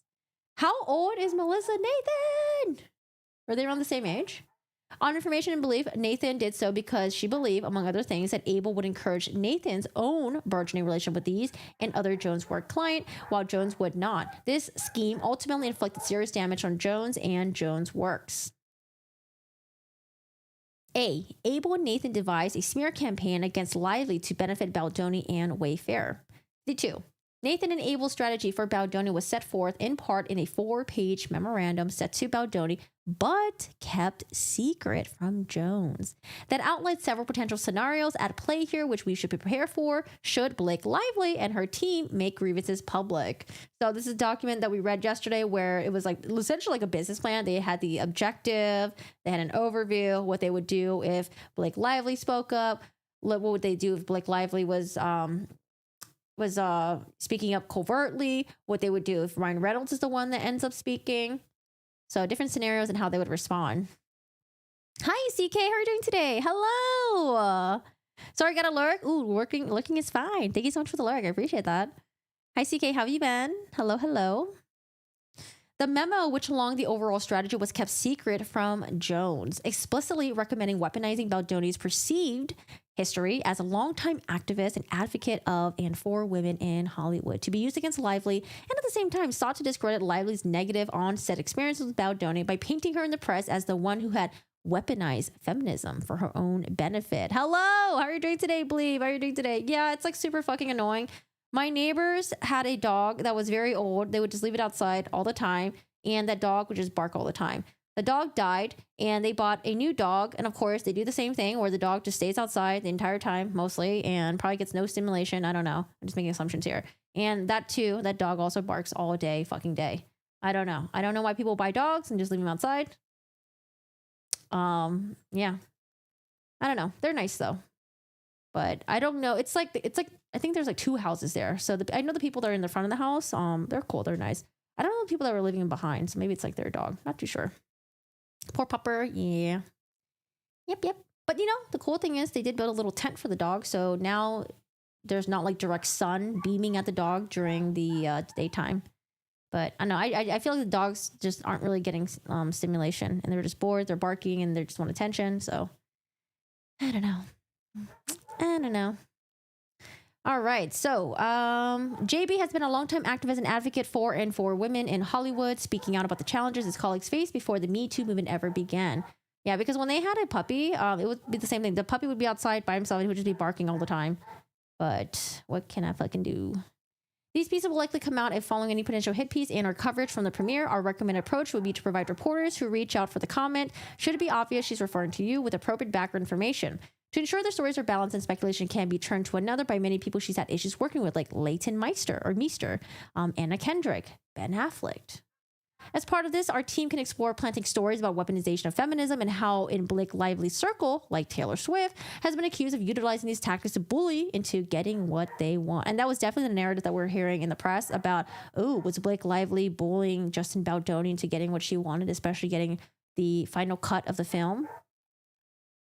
Yet this aggressive strategy was apparently still not tough enough for Baldoni, who texted Abel and Heath, and he was not in love with the document that Nathan said. Not sure I'm feeling the protection I felt on the call. Abel relayed Baldoni's concerns to Nathan, telling Nathan that Baldoni needed a stronger showing of strength, explaining. So this is from Jennifer Abel to Melissa Nathan. You can, of course, do that, but I do think he needs to know. I'm going to confidentially send you something he's texting me and Jamie on the side just to arm you before this call. I think you guys need to be tough and show the strength of what you guys can do in these scenarios. He wants to feel like she can be buried. This is in August 2nd. Nathan immediately responded. Of course, but you know, when we send over documents, we can't send over the work we will or could do because that could get us in a lot of trouble. We got to keep it vague, just in case any of this ever gets exposed. Sent back on August 2nd. Melissa to Jennifer, we can't write it down to him. We can't write, we will destroy her. We will go to this, or we will go to that. We will do this. We will do this. August 2nd. From Jennifer Abel to Melissa Nathan, of course not. But I told him that's the point of talking, though. Melissa Nathan to Jennifer Abel, he has to look at it as an information document for us to be armed with. That's all. Imagine if a document saying all the things that he wants up ends up in the wrong hands. Melissa Nathan to Jennifer Abel again. You know we can bury anyone, but I can't write that to him. I will. I'll be very tough. In the days following that, Baldoni and Heath made clear to Abel that they expected Abel and Nathan's strategy to include a social media motivation plan, and Abel and Nathan immediately complied in its implementation. Nathan and Abel's behind-the-scenes efforts for Baldoni and Heath also included frantically working to squash emerging media reports about certain human resources complaint that has been filed against Baldoni in connection with the film. Here's a little footnote here. For example, on August 5th, Baldoni sent Abel a screenshot of an attack campaign against Hailey Bieber, painting her as having a history of bullying many women, and told Abel, this is what we need against Blake Lively. On information and belief, Nathan and Abel also use their industry connections to plant negative stories about Lively in press outlets, including Daily Mail, New York Post, Page 6, and leverage their teams to perpetuate negative content about Lively on social media platforms such as Reddit and TikTok. For example, Abel closely coordinated with Page 6 reporter Sarah Nathan, Melissa Nathan's sister, to publish an article hostile towards Lively's role in the production of the film.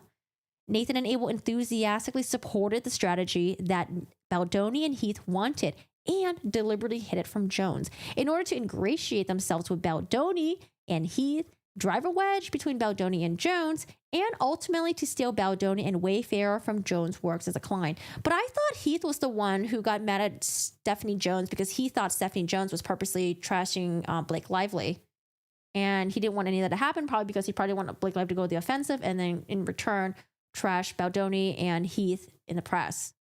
But we'll get there, I guess. I guess I gotta wait. Hello, Nacho. Nacho over there in the chat. Have a good weekend. Thank you so much, Siobhan. I know this message was so shocking. There's a lot of messages in here that are like, catching some strays. I'm taking my 2 puppers for Starbucks Pup Cup in a few. Oh, yeah. What did they put in the Starbucks Pup Cup? It looks so yummy. I feel like I would want to drink it. A mini poodle and a Maltese mix. Oh, a mini poodle Bichon mix. Let me Bichon, he's a bitch. Oh, babies. Yeah, post all your pictures of your babies, your fur babies in the Discord. I want to see them. I want to see all the adorable bubbles. For her part, Jones was kept in the dark about this coordinated strategy and was not aware that Wayfair had actively approved and participated in it, objected to Wayfair's hiring of Nathan, and advocated a positive press strategy instead. Wayfair's president immediately reported Jones' comments to Abel. Wait. Oh, Heath? So, was it the Heath guy? I think Mr. Heath was the one who gave Jones a heads up then. Because that's what I was like. I was like, did Stephanie Jones get a heads up because she realized, the tides are really turning against Blake Lively. Things are really good for Justin Baldoni right now. I wonder if it's my employee who's doing in this. Or did someone else give her heads up? But it seems like maybe she got a heads up from Mr. Heath of Wayfair. Let's see. From Tara Hanks to Jennifer Abel owner. Text from Stephanie about the HR article and us hiring Melissa for crisis. This wasn't planted by Leslie. This is a playbook by Melissa. There was no New York Post story she kept at bay. Melissa's sister works at page 6. We need to flood zones with positive press and push back on claims. There's no counter to claims in story. His complimentary sound bites of Blake need to be covered on high SEO sites. Tara Hanks. What the fuck is Tara Hanks? Wayfair's president immediately reported Jones' comments to Abel. I'm sorry. I read that wrong. I thought Wayfair's president reported Jennifer Abel's comments to Stephanie Jones. Sorry, no, I had it wrong. Sorry about that. So this is from Tara Hanks to Jennifer Abel. This is a text from Stephanie about the HR article and us hiring Melissa for crisis. Okay. So Stephanie is telling Jennifer Abel what Tara is telling Jennifer Abel what Stephanie Jones messaged her. She wrote, this wasn't planted by Leslie. Okay. This is a playbook by Melissa.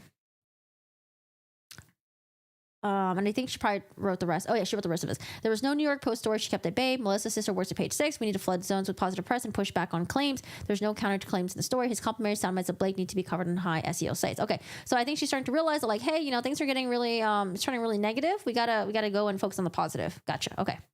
60. Excluding Jones from the conversation, Heath flatly rejected any pivot to a positive strategy in a text to Abel. Suggesting that Jones should be shut out for undermining their strategy, he called Jones' influence on this situation poison. Oh no, I had it all wrong. Okay. I thought Heath was the one who was mad at Stephanie Jones for thinking that she was the one who had a hand in all this negative publicity stuff. Oh, it's not what it seems. Okay. So James Heath, again, that's the Wayfair CEO. He writes this to Jennifer Abel. I don't like the idea that there's a continued cannibalization from within the same side, meaning Jones Works, i.e. Stephanie, and the crisis team. I only want us to be communicating with people who are working together and not the ones who are undermining others within our team. Stephanie is casting doubt, and that can have an effect like poison. I'm going to bed. A first for me and forever. Let's chat more tomorrow about this. Oh my God. It's like, let's undermine your boss, Jennifer Abel. Jesus. Abel and Nathan drive a wedge between Jones and Baldoni and attack Jones' reputation in the press. At the same time as pandering to Baldoni and Heath's desire to discredit Lively, Abel and Nathan were also furthering their own profit-driven agenda to attack and disparage Jones, using many of the same tactics they were using against Lively in order to eliminate Jones as a competitor and siphon away clients for themselves. Ironically, Abel and Nathan recognized that their success on both fronts reflected a societal desire to tear down successful women like Lively and Jones, but they remained undeterred in their agenda. This is August 10 from Melissa to Jennifer Abel. It's actually sad because it shows you have people really want to hate on women. She replies back, it is sad, but then don't be a CUNT. See you next Tuesday. Abel's trashing a woman even extends to Nathan herself, whom she had privately badmouthed just months before, cynically hitching her star to Nathan to steal from Jones. From someone to Jennifer Abel. Melissa Nathan kind of talks out both sides of her mouth. Jennifer Abel, you think? Got lots of backstabbers in here. Jennifer Abel, this was a couple months before. This is in April 5th. April 5th. She's a piece of shit. She also writes, I honestly used to like her and now I see her for who she really is. What the fuck? Oh my god. The drama gets hotter. It's firing up. Working together. Okay, so right now, Melissa Nathan, Jennifer Abel, Justin Baldoni, I think they're all being represented by the same attorney. I wonder if they're going to choose to split ways, maybe? Possibly? I don't know. It seems like there might be some, could be some possible tension between the three of them. Jesus. Working together, Nathan and Abel's stated goal in all of this was to position themselves to be able to steal Wayfair, Baldoni, and other clients from Jones Works to the new firm Abel was planning to form, so that the clients could thus then be serviced jointly by both Abel's and Nathan's new firm instead of Jones Works. From Melissa Nathan to Jennifer Abel. I know once you're gone, we will be on accounts together and make really good money and be happy. Abel and Nathan explicitly discussed their plans to steal Wayfair and Baldoni away from Jones Works. From Melissa to Jennifer Abel. This is August 9th. Let's just keep steering it that way and you take this fucking client and never talk to her again, I swear. Jennifer Abel writes to Melissa, exactly. As Nathan made plain, really good money was the motivating force behind this scheme, not any special affection for Baldoni or Wayfair. Indeed, Abel's candid communication outside of Baldoni's and Heath's view made clear at the same time that she was working to salvage Baldoni's reputation and steal his business. She actually held Baldoni extremely personally in low regard. For example, when a colleague described an article about a kissing scene between Baldoni and Lively as so gross. Okay, so we're going to repeat this again. This is back in January. Jennifer Abel writes, it's so cringy, his face. They write back, Blake was probably grossed out too. And then Jennifer Abel writes back, and then filed a cease and desist. Then months later, Abel is even more explicit in her disdain for Baldoni. I can't stand him. He's so pompous. And men's retreat during release is he crazy and being off the grid for the summer because he's just overworked. Like, calm down. You're not that important. Nobody gives a shit about how hard your life is. And what covers is he doing? At this point, none, because he's not a star. Yikes. He doesn't need to retreat. He needs to be humbled. When this movie flops, he's going to try to blame everyone around him for it. To further the plan, Abel and Nathan contrived to plant stories in media outlets, including the Daily Mail and Business Insider, to trash Jones and Jones Works' reputation publicly and to their clients. They also had backchannel with Wayfair and Baldoni to paint Jones in a negative light. For example, following the premiere of the film, the Daily Mail published an article reporting on tensions between Baldoni and Lively. That article relied exclusively on social media posts has been identified for Abel earlier the same day, either a shocking coincidence or confirmation that Abel had planted the story. Upon information belief, Abel and Nathan conspired to plant the story in Daily Mail in pursuit of dual objectives. First, the negative story cemented Baldoni's need for Nathan's crisis management services. Wait, so you're just, what? So they're alleging that the story about the rift between Justin Baldoni and Blake Lively could have been made from Jennifer Abel and Melissa Nathan. That way he gets in a panic. He's like, oh, I need to hire a crisis person. Like, oh my God, I need to go on the offensive. And then they end up getting hired for this and they end up going gung-ho on it. Like, oh my God. Well, sorry, Jennifer Abel was already hired to work with him, but then it would have made his situation a little bit more pressing since, I mean, this is all alleged here, but Jesus, that would be fucking crazy. That's actually crazy. Imagine if your own PR team was like, okay, well, you know what? The Rock Johnson, things are being a little too quiet, a little too positive. Let's plant some bad stories about him. That way, we can really show him the work that we can do for him and turn things around. And then I can hire a crisis person to get into this and let her make some money off of this too. Oh gosh. This is all alleged courts, guys. Alleged. It's a free dollop of fluffy whipped cream. Oh, it's just whipped cream? Oh, I didn't know that. Yum. First, the negative story cemented Baldoni's need for Nathan's crisis management services. Yes, ensuring herself as an ongoing paycheck. Jesus Christ. Second, they arranged for Baldoni and Wayfair to believe that Jones was a cited insider, and also create a fourth story that Jones had publicly blamed Lively for the article, thus sowing discord between Baldoni and Wayfair on the one hand and Jones on the other. Holy shit. If they did this, I'm going to give him a lot of fucking credit for being this fucking smart. Holy crap. Imagine being this devious behind the scenes Holy shit. Because I was wondering, why would Baldoni and Wayfair turn against Stephanie Jones, especially since they've been her client since 2017. They must have like a long relationship. Maybe they didn't like her. Maybe they bonded with Jennifer Abel more. But, you know, if they're trying to blame, like, hey, you know, like Stephanie Jones is the one who leaked this art, you know, leaked information about the rift between you and Blake Lively. And then also creating a fake story that Jones had publicly blamed Lively for the article. Interesting. All right. All PR agents are devious AF.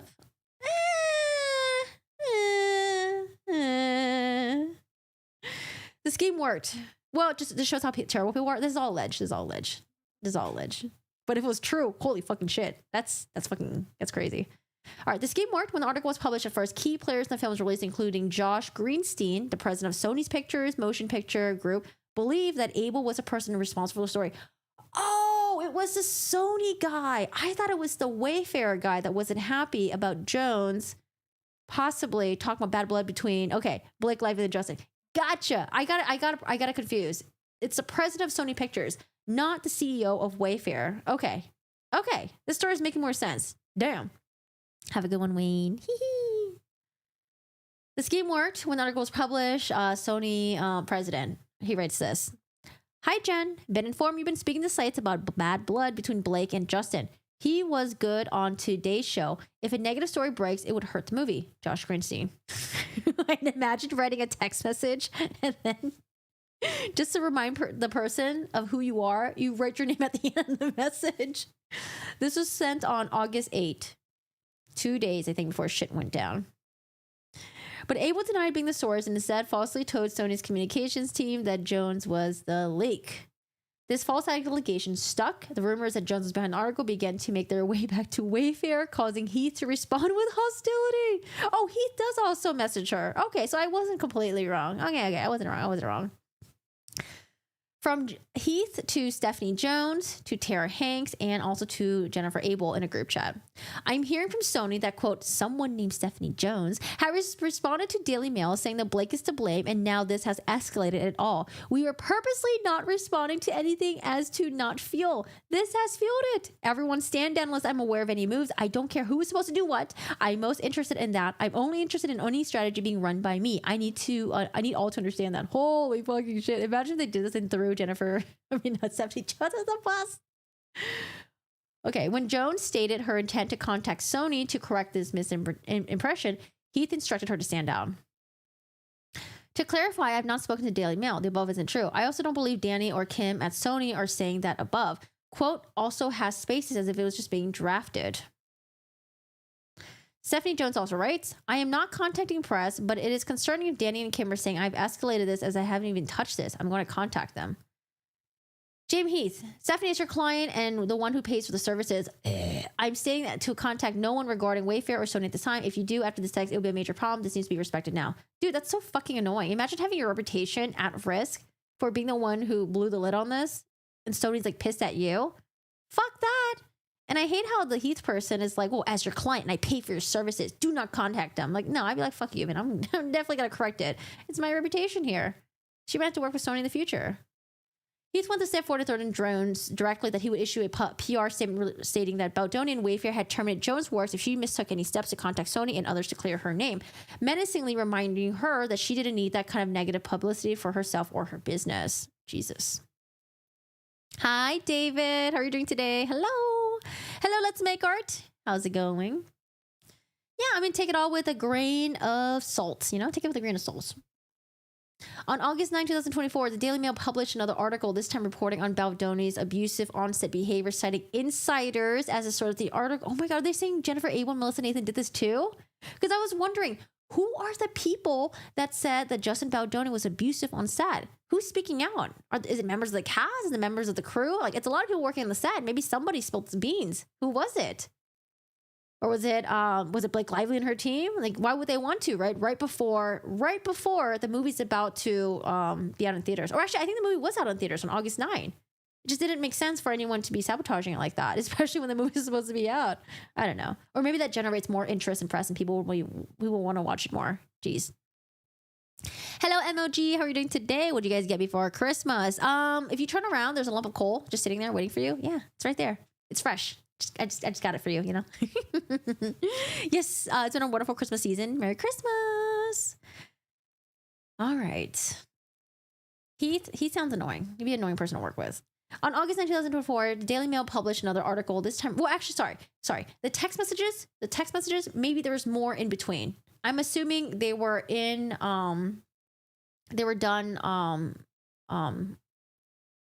one after the other. So it's possible that maybe there were some text messages in between, and maybe like there's some things that he disagreed with her with, and then that's why he wrote that. I don't know. We'll give him a benefit of the doubt. All right, so the Daily Mail published an article about Baldoni's abusive on-set behaviors, citing insiders. On information belief, Abel and Nathan, oh my God, did they really conspire to plant this story in further pursuit of their goals to cement Baldoni's and Wayfair's needs for Nathan's services and turn them against Jones? Dude, it just gets spicier. Heath and Abel bragged about the success of this strategy, jokingly referring to the leak as the best decision of the press trip that Abel and Nathan were accompanying Heath and Wayfair on, in which Jones did out of 10. What? Okay, so this is from Heath to Jennifer Abel. Best decision of this whole trip, 20 rows separated from the leak. Ugh, gosh, I don't know. I feel like there's so many different ways to interpret that.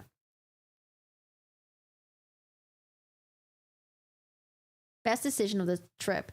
20 rows separated from the leak. What does 20 rows mean? 20 rows. Like 20 rows of like each lines. 20 rows separated from the leak. Daily Mail. Okay. Daily Mail. August 9. Disturbing truth.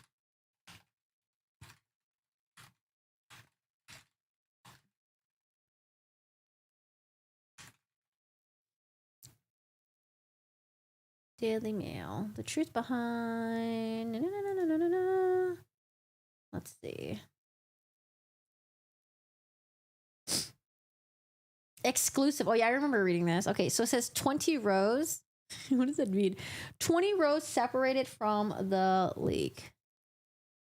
Oh my God, we're going to get so many ads. Let's see. Just about was chauvinistic and borderline abusive on the set with ends with us. Sparked fear over his refusal to consider the perspective of Blake Lively. But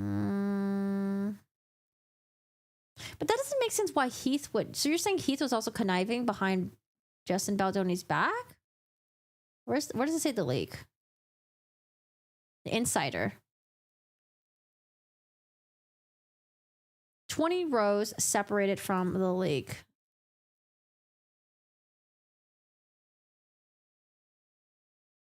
I don't know.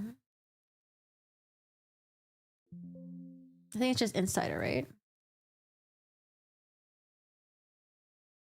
I don't know what that means.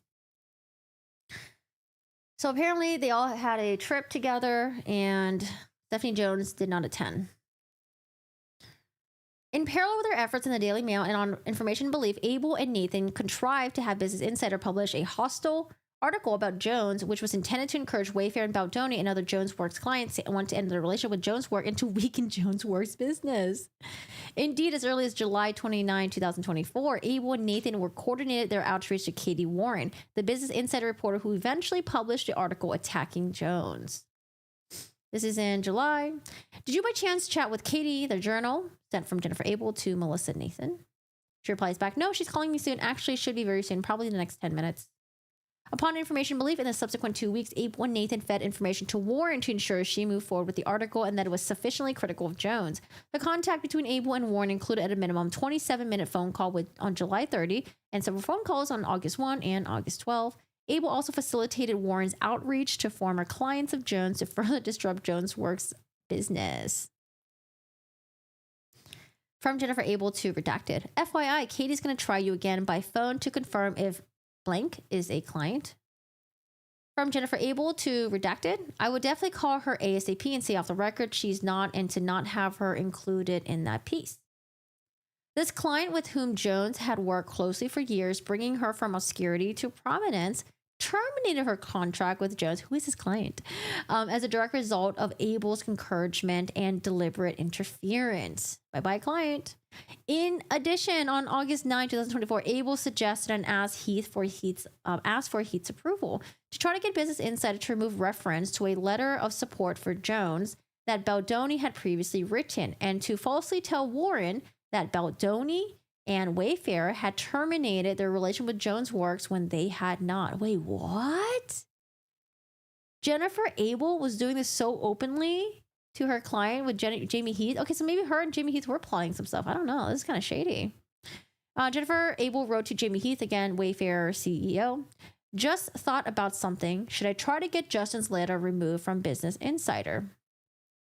I would need to tell her on background that both Justin and Wayfair had severed ties. So not sure if your lawyers would recommend that, as she would need to print that, and not sure if they would cause any issues. Oh, did he not respond back to her? On August 12, 2024, just 3 days before the article was published, Business Insider Warren asked Abel to call her back. So again, this is in August 12th. From Katie Warren to Jennifer Abel. Hi, would you mind giving me a call back when you have a minute? Just have a quick question.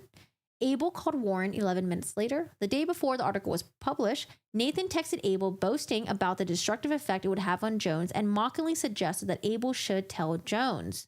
Jesus. Stephanie, are you aware there was a kill story dropping this week on you? And if you hadn't blown us up, we would not have been such in a bad place. Menacing. Immediately before the article was published, Nathan texted Abel that she just got a text from my source to say that the article is going live imminently. When Abel asked which article Nathan was referencing, Nathan responded, I just shook my head at your response. The only article. Abel responded, oh shit, that article. Warren then texted Abel the minute the article was published to alert her that it had gone live. Story's up. Thanks again for your help. This is in August 15. Business Insider Stephanie Jones, Jones Works PR client, Tom Brady, and Jeff Bezos. Okay, it goes into it. I was going to read the article. Immediately after the article was published, Abel texted Nathan a link to it. Abel also sent the article directly to numerous industry contacts, including many of Jones' clients and employees, and several of Abel's industry friends and other industry publicists. The article published by Business Insider on August 15, 2024 was highly critical of Jones, including by reference and amplifying the anonymous disparaging website StephanieJonesLeaks.com, which had been recently posted online by John Doe defendants and accusing Jones of having a reputation for aggression and having recently been dropped by high-profile clients. Given that Wayfair and Baldoni were longtime clients of Jones Works, the clear and false implication of the article was that Jones was responsible for the aggressive media tactics that were being employed by Baldoni against Lively. Yikes. Hey Jan, how's it doing? How you doing today? How's it going? I put in a ban for chat Secret Santa. Hello. I know, that's what I was saying. I was like, is Morgan Tremaine covering any of this? Spicy Draco would be great to hear his thoughts. Because, I mean, he worked for TMZ and all. Justin was really upset he didn't get any Blake's hair care line or the alcohol. At least she could have done after this. I can talk to your dead father comment. Unsurprisingly, the negative article about Jones shared a strikingly similar tone with the negative coverage against Lively appearing in the press at the same time. In the same vein as the gendered mean girl coverage about Lively that followed the weaponizing feminism script set out in the strategy memo, the Jones article was premised on the same principles, manifesting an equally sexist critique of Jones, who was cast as a tyrannical boss who could quickly turn combative rather than successful executive in a high-profile and high-pressure role. The article had serious negative repercussions on Jones' business and negatively impacted Jones' standing in connection with Jones Works clients and making them more vulnerable to poaching by competitors like Nathan and Abel. Just days later, on August 25th, Business Insider turned the media storm surrounding Baldoni and Jones, more importantly, to Nathan's advantage, publishing a second article that favorably touted Baldoni's hiring of Nathan to shepherd him through his crisis. This article, which upon information belief was again orchestrated by Nathan, noted that the negative attention on Lively was a gift to Baldoni. Jesus. In parallel with these articles, John Doe's 1 through 10, who on information and belief were acting in concert with Abel and Nathan, published 2 false and defamatory websites like Jones and Jones Works, the website. First, in summer 2024, the Doe defendants created and published and posted the webpage www.stephaniejonesleaks.com, which is hosted by Hostility International Ltd. Then, after the website was taken down in or around September 2024, the Doe defendants created and posted the webpage www.stephaniejoneslies.com, which is hosted by Namecheap Inc. and still remains publicly available. Both websites are viewed and continue to be viewed by numerous third parties, including residents of New York County. Both websites contain substantially identical false, harassing, defamatory statements about Jones and Jones' work, including but not limited to statements that A. Jones bullied Jones Works employees. Jones and Jones Works inferred with employment prospects of former Jones Works employees. Jones and Jones Work leak confidential client information. Jones and Jones Works coerce clients into taking action that are not in those clients' best interests. E. Jones and Jones Work interfere with their clients' ability to do business. Each of the statement is false. On information and belief, the Doe defendants published defamatory statements on the website with knowledge of their falsity or, at a minimum, with reckless disregard for the truth, with the specific intent to harm Jones and Jones' work as their business was causing them to incur reputational harm and these clients. TMZ was the first one to break the news about Blake's complaint. Was that after the New York Times article already came out? Wait, what? I didn't watch Morgan. He actually works for Court TV now. Wait, he does? Doing tech in the back end? Wait, really? Oh, I had no idea. Since when? Doing what tech stuff? Good for him. All the while, Abel had been making arrangements to leave Jones' work with confidential information and clients in tow.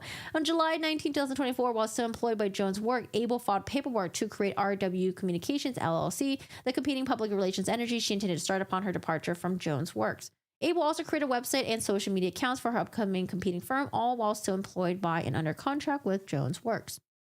At least as early as July 22, 2024, Abel had created a new email account, Jennifer at rwacommunications.com. Oh no, are these all on her employee computer that had browsing history or some shit? Did she use her, oh god, what's going on here?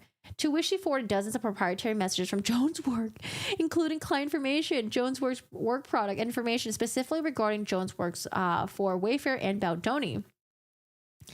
Abel successfully hid her theft of confidential documents and information.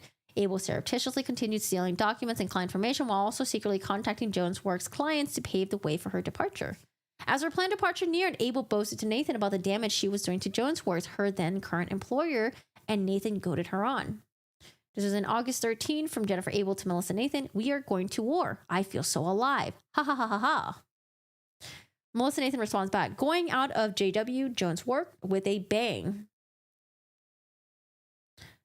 Indeed, when Jones Works information technology personnel disabled Abel's access to Jones Works servers after discovering her unauthorized downloading activity. Oh, maybe this is one of the red flags, huh? Abel boasted that she would be able to steal all the documents and information she needed to form her own competing firm. Alicia Jessop wrote to Jennifer Abel. This was on August 20th. Oof, did you get everything you needed before she did all of that? ? Jennifer responds back, yes, pretty much. I have my way around that shit because I have hundreds of different emails for each domain that I own, so she can suck it. Oh, man. Brian Bradley, I hope you're having a good one.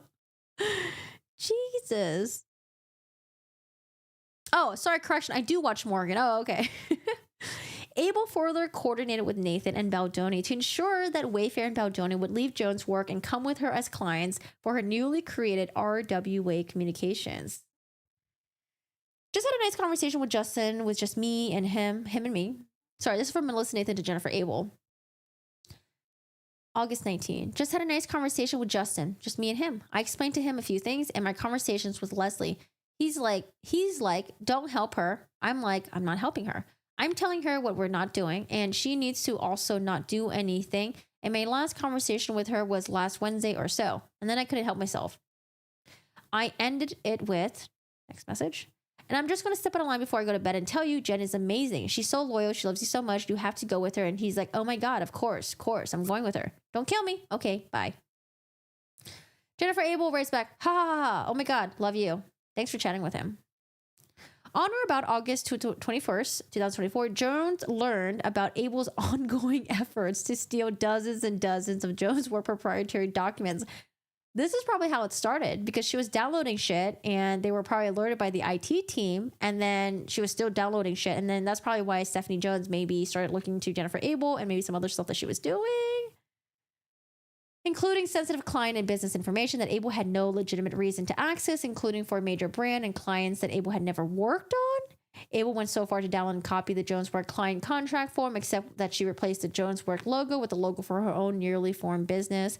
Jones Work immediately terminated Abel. As part of the termination paperwork, Abel falsely signed a statement purporting to confirm that she had not removed any electronic confidential information from Jones Work. But of course she had, and this signed statement was untrue. The damage was done. With the encouragement and assistance of Nathan, Baldoni, Heath, Abel stole Wayfair and Baldoni's clients, targeted other Jones Works clients to leave, and launch a long plan and competing RWA communications. As a result, Wayfair and Baldoni ceased working with Jones Works, and despite being under contract with Jones Works, refused to pay Jones Works what they contractually owed for his services. Even on the day she departed Jones Works, Abel proudly admitted to Nathan that she was shaking Jones down to extract as much as she could from the company before her departure. Wait, is she still using her company's cell phone to still talk shit about her boss? Jesus fucking Christ. Did she not realize she would have to give the phone back or something? From Jennifer Abel to Melissa Nathan. By the way, I'm having my offboarding this morning with our chief of staff, a joke, because Steph won't face me, and you should see the list I made of things to bring up. Melissa Nathan writes back, I need the list. She writes back, holding them hostage. It's wild. She writes back, exactly how business should be done. Nor was Abel content only to steal documents, clients, and confidential information from Jones Works. On August 14, 2024, Abel also attempted to encourage Nathan to poach a valuable Jones Works employee. From Jennifer Abel to Melissa Nathan, wants $200K. He will come work for you. Told you, he's pricey. Melissa Nathan replies back, do you think you serious and he would do it? Abel also encouraged at least 6 other Jones Works employees working for her in the Los Angeles office, almost half of Jones Works employees at that office, to leave the company, including by badmouthing Jones to those employees and sending the employees' resumes to completing public relations firms. As a direct result of these actions, 2 of these employees ended their contract with Jones Works and left to work for competitors. Oh, what's the timeline for this? Jesus. On information and belief, since of being terminated from Jones Works, Abel was continuing attacking Jones within the industry, using her tried and true playbook to preemptively discredit any sources that might shed light onto her own misdeeds. Abel had falsely stated to her other participants in the public relations industry that Jones was attempting to distribute doctor text messages purported to be from Abel as retaliation for Abel's departure. She has also tried to point the finger at Jones as a cover for her own role in the campaign against Lively becoming public, but Jones has never doctored any text messages or has any reason to do so. Abel's text messages were forensically extracted directly from the company phone that Abel used during her employment at Jones Works and voluntary return to Jones Works upon her termination in the presence of an employment lawyer, Jones Works chief of staff, and an IT specialist, and have preserved in their original state. And as become glaringly apparent, the text messages themselves are enough to condemn Abel and Nathan without any need for doctoring. The misconduct by Abel, Nathan, Baldoni, and Wayfair has had a significant negative effect on Jones and Jones Works' business and reputation. And Jones' good faith efforts to resolve this out of court has been met with resistance. The campaign of misinformation against her has not stopped. As a result, Jones and Jones Works has been left with no choice but to bring this lawsuit to seek redress for this misconduct and to remedy the damage done. Whew. All right, we're just gonna blow through this. We're almost done, y'all. Holy shit. This is crazy. This is wild. First cause of action, breach of contract, Abel employment agreement against Jennifer Abel. So again, she would hold, this is what they agreed. She would hold in strict confidence and trust with the sole benefit of Jones Work all confidential and proprietary information. She would not use any company proprietary information to solicit, induce, or attempt to solicit, induce any business from any other company's existing clients, employees, referral services, or business contacts. During her employment and for 6 months following the date of termination, she would not compete with Jones' work. Jesus. But you know what? In I could have sworn in California they got rid of like the non-compete shit. But I don't know, maybe that's still in the works or something, or maybe they have to follow New York law. I don't know. Actually, no, it'd be in California, right? I mean, because that's pretty fucked though. Like, imagine working in your industry and then you want to quit and then you can't work in your own fucking industry for 6 months afterwards. Kind of sucks. During the employment term, Jones' work is entitled to her loyalty, including acting in the best interest of Jones' work. She breached the able employment agreement through her action described in this complaint, failing to hold in confidence confidential information, using confidential information to solicit, induce, blah, blah, blah. Same thing. Breaching her duty of loyalty to Jones' work by working against the interests of Jones and Jones' work. Second cause of action against Melissa Nathan Wayfair and Justin Baldoni. Oh yeah, I guess what she have against Melissa Nathan? Like, because Melissa Nathan wasn't her employee. Defamation or something. Tortious interference with contract. Oh, for interfering with the contract? Really? Okay.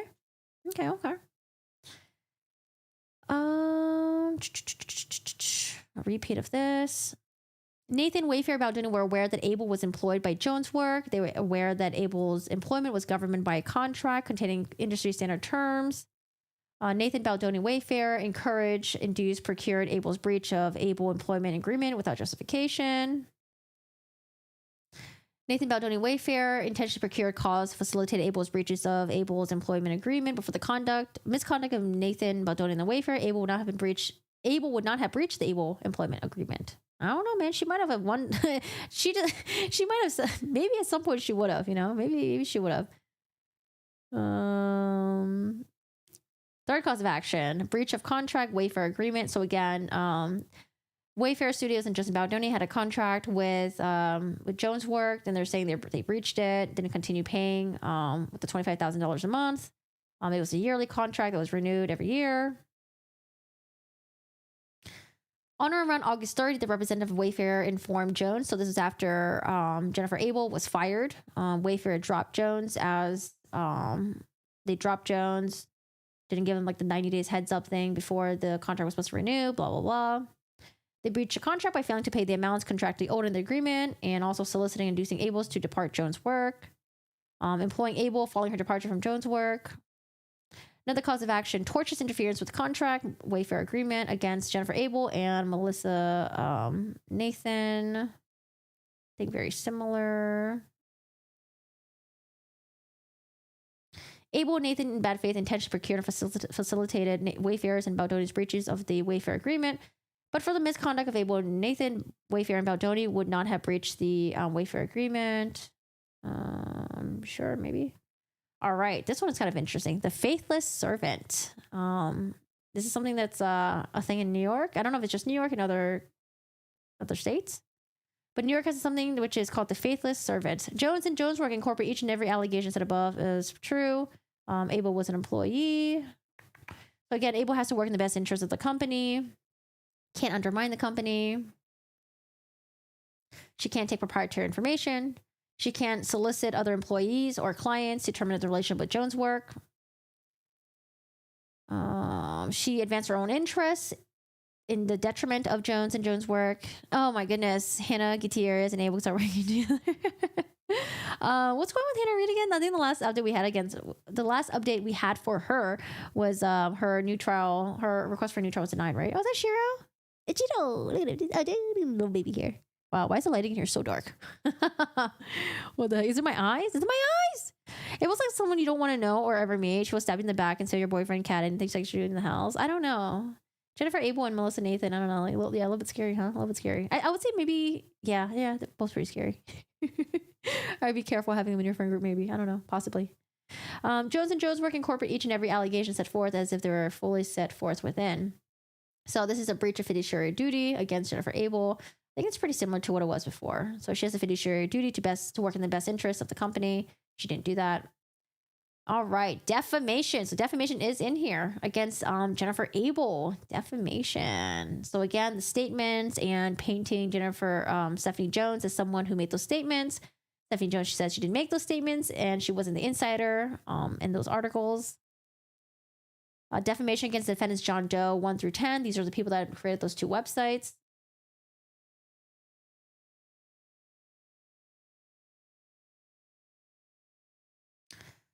Prayer of relief. Okay, so what does Stephanie Jones want out of all of this?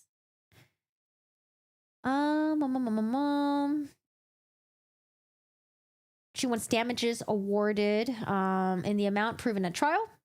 So possibly a trial, a jury trial. She wants her attorney fees and costs.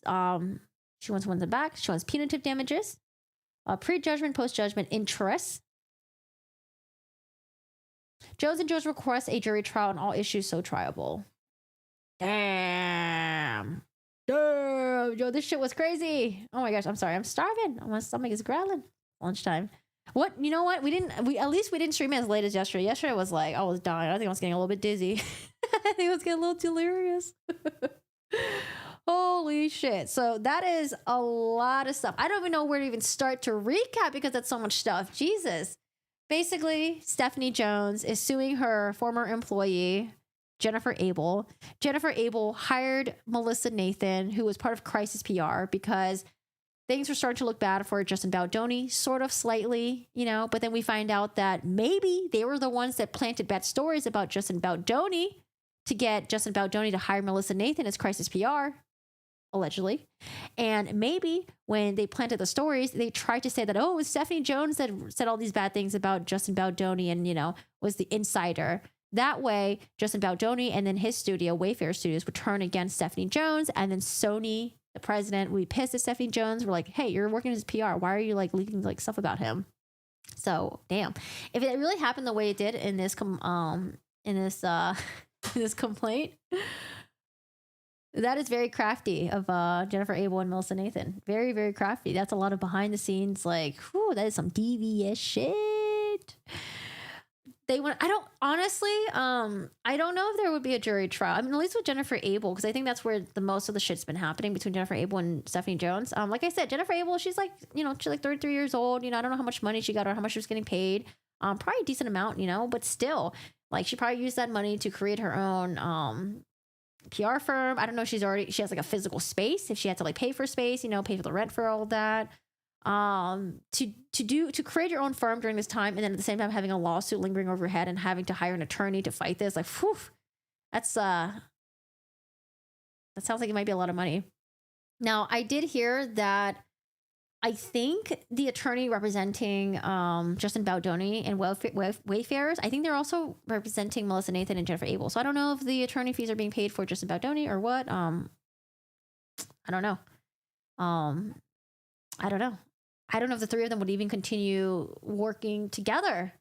It seems like they're all kind of talking shit about each other. Well, I mean, we don't know if Justin Baldoni is talking shit about them, right? We don't have Justin Baldoni's his own text. Or Melissa Nathan. Yeesh. Yeesh. Let me see. There's this article. This is a Variety article that I was reading earlier before we head out. Picks and go. How did Blake Lively's lawyers obtain bombshell text from Justin Baldoni's PR team? Well, we already got the answer to that. The employee got booted out of the company. They took her phone and they found shit on there because she was found to be downloading things that she wasn't supposed to have access to and then forwarding it to her other email that she created. So she got fired for that. And, because of that, they're probably like, why is she doing this? Why is she stealing shit? Probably looked into her company phone and realized, ooh, so much more is happening. Maybe. All right.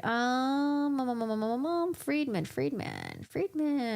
Yes, I think Friedman is the attorney. I think Friedman is representing the three of them. Let me see.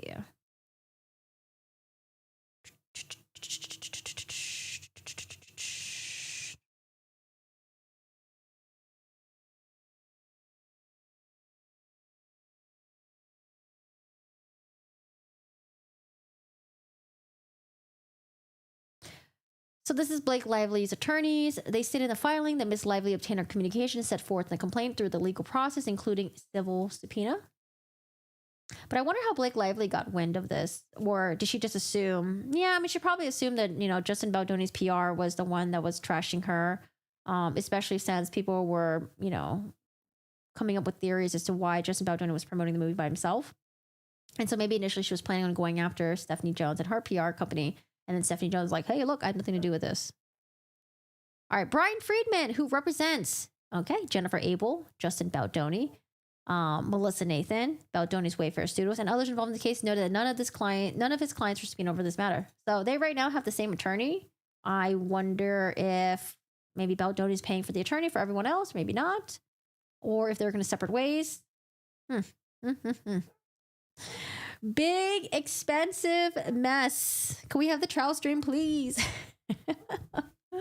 My understanding is that in New York, they don't live stream trials. New York is one of those states where they're very, I would say they're antiquated. Okay, they're antiquated. They don't stream their trials. That's why there's a lot of trials that happen in New York that we didn't get to see. Boo. But I don't know. I guess like since they don't do the trials, maybe they only stream or they'll provide footage from pre-trial stuff. Because for Mangione, we got to see a footage of him in New York when he pled not guilty. So maybe they are willing to, release the videos for those, but not actual trial stuff. Which I'm like, change your laws, please.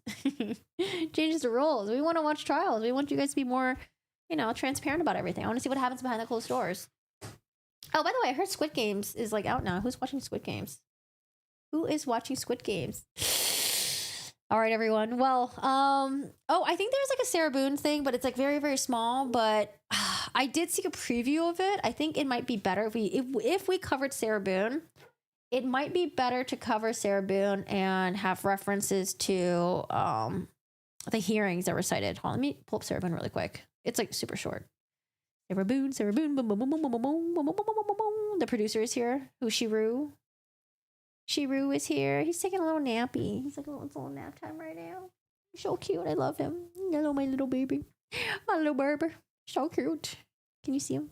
Can you just see how cute he is? How precious he is? I just want to eat him. He's so cute. Now you're for Squid Games, you're holding off. I don't remember how Squid Games even ended.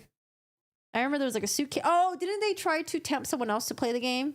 Oh, is the guy back? Is the main character from Squid Games, is he back or something? All right. Yes, I did hear about that. Stephanie Jones' husband works for WME, same talent agency that represents Blake and Ryan, and also represented Baldoni, and then they dropped him. All right.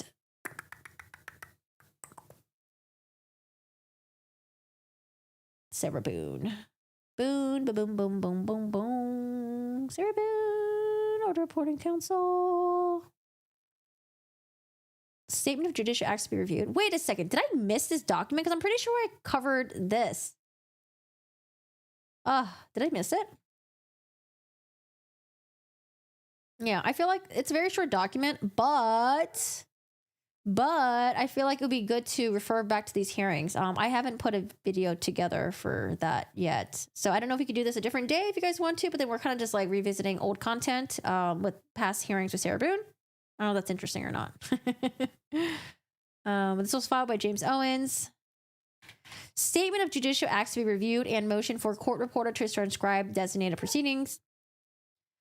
So these are the judicial acts that they want it to be reviewed. They want to get the transcripts. Yeah, they want to get the transcripts for it. You can go on YouTube, but yeah, it's probably more official to get the transcript for it. The court's denial of defendant's motion for continuance September 3rd, 2024. Court's denial of defendant's second amended motion to suppress defendant's statement at Orange County Sheriff's Office on October 2nd, 2024. Court's denial of defendant's motion for a new trial on December 2nd, 2024. Court's denial of defendant's motion on a downward departure December 2nd, 2024. This is during sentencing, right? Yeah, this is during sentencing. Judgment and sentence of the court on December 2nd, 2024. In support of the aforesaid statement of judicial acts to be reviewed on appeal, the defendant appellant hereby designates the following described proceedings to be transcribed by the circuit court reporter. Hearing on motion for continuance held on September 3rd, 2024. Is that the same shit? Is that the same shit? Hearing on second amended motion to suppress defendant's statements at Orange County Sheriff's Office held on October 2nd, 2024. Jury selection and trial held. Oh, God. Okay. I guess they don't have the transcripts yet. I guess, like, how long does it take for the transcripts to be done? I thought the transcripts were done that day because you're, like, kind of, like, doing it, but maybe you have to go back and make sure it's accurate or something, or make it more official. Maybe, I don't know. I feel like it could all be, like, computer generated. Sentencing held December 2nd, 2024. Mr. James Owens. Mr. James Owens. Yeah, I don't know. I don't know if that's going to be interesting to do or not. I feel like in order to really cover this, we would just have to refer to these hearings, but it's like, I don't know. It's just the stuff that we've covered in the past. She's had numerous disciplinary actions from the jail already. Really? Yeah. Yeah, I haven't really hey, what is this? Appeal. What is this shit? Oh, is this like affidavit of insolvency for purpose of appeal?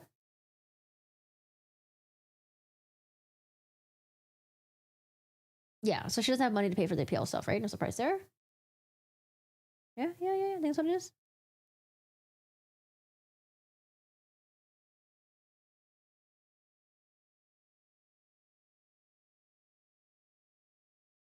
Alan Holland, public defender for appeal. Yes. I don't know. I hear there's a lot of reportings of Sarah Boone after trial, like stuff that she was ordering, things that she was eating. Well, Rain, what was it again? We had like some nasty ass Butterfingers, worst candy bar ever. We had the honey buns. Gross. Boone is on the way to get some diabetes. Hey Z, good guy Steve, how are you doing today? Hello. How's it going? All right, y'all. So, I mean, that's it so far for the Blake Lively, Justin Baldoni complaint. And then today we covered the lawsuit that was filed against lawsuit, right? Is it still a complaint as well? I'm pretty sure it's like isn't it a full-blown lawsuit? Am I mistaken? I could have sworn it was a lawsuit. Request for judicial intervention. Fuck, did I already exit it out? Here. What is this? No, this is Sarah Boone. Already exited out. Okay, so complaint / lawsuit. I thought the one in New York was filed as a lawsuit, though. I could be mistaken. Complaint? Yeah, lawsuit, right? Because this is being filed with the New York court system. I don't know. I don't fucking know. Anyways, it is a lawsuit, right? Okay. Did you guys ever say something and then you like doubt yourself for no fucking reason, and then you just really second guess yourself? I don't like being incorrect. That's why I hate being incorrect and I hate being corrected. So I always try to make sure that I'm not correct. Okay. That was my understanding too. But I tripped myself up. Okay, I tripped myself up. You better not be ending stream, Corks. I just got here. Well, let me tell you something. I might stream Marvel Rivals later. Okay, I know I always say I might stream later and I'm not streaming, but here's the thing. I was going to stream that one day, but my sister ditched me. She fucking ditched me. She was like, peace out, bitch. I'm not playing with you. She ditched me. So, blame it on her. I do want to stream today because Dennis is hosting a poker night and I fucking hate poker. I don't play poker. I don't like poker. So I was just going to disappear in my room. And not socialize with any of my friends. Marvel Rival, not Rivals. Marvel Rivals sounds so much better. I'm gonna continue saying Marvel Rivals. You should play Uno. You know, you guys ever seen like Jumbo Uno? That looks fun. But, oh, actually, you know what? You know what's the best game that I've learned so far? Fucking Mahjong. Mahjong is so fucking fun. I love Mahjong. Mahjong is amazing. Has she moved to prison yet? I haven't heard anything about that, but I'm assuming probably already made that transition. Is it a Shiba Inu? Oh no, it's not a Shiba Inu. It's a Corgi. Where you at? Did he just leave me? Oh, he left me too. See, I just get abandoned by everyone. That's why I have abandonment issues. Everyone just keeps abandoning me. My sister, my dog, everyone. Is it a PS5? How could you see my PS5? It's like right the fuck? It's right here. How can you see the PS5? It's right here. Oh, I thought you could see my PS5 on stream. Is it on PS5? I have no idea. I play it on Steam. Have you played Moving Out? It's absolutely chaotic and funny with friends. No, well, I'll definitely check it out. Moving Out is free. That's a Corey. He's the executive producer of the channel. Oh, he's a freeloader, but you know, we pretend to give him a fake title. You know, he's a producer, sure. You saw the tiny bit of a pooch. Corey's lovely too. He's adorable. I'm asking if I don't know if it's on PS5 actually. I don't know if that'd be cool if it's crossplay. What platform is Marvel Rivals on? I think it's on Microsoft Windows, it's on Steam, it's on Xbox and PS5. Is it cross-platform though? It should be. Really? Let me tell you something, okay? Marvel's Rivals, I thought it was gonna be cheesy, stupid, gimmicky, lame. I'm surprised it's pretty fucking good. But you know what? If they're backed by the Marvel's money, then yeah, damn, it better be good. I feel like they're gonna destroy Overwatch. I used to love Overwatch. It's better than Overwatch. I'm sorry to say it's Overwatch. No, it's free. Is it not free? It's free on Steam. It should be free.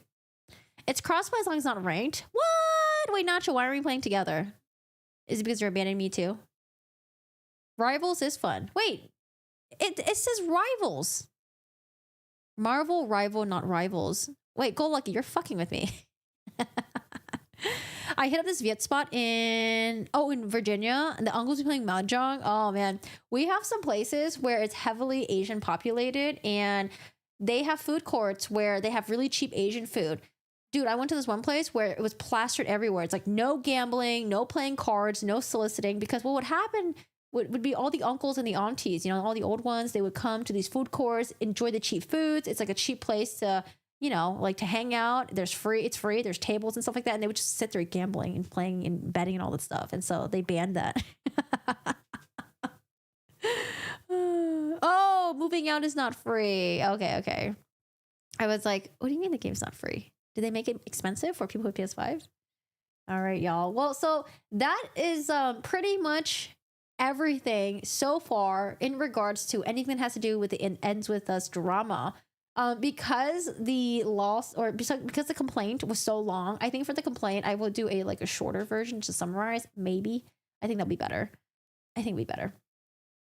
There's a lot going on there.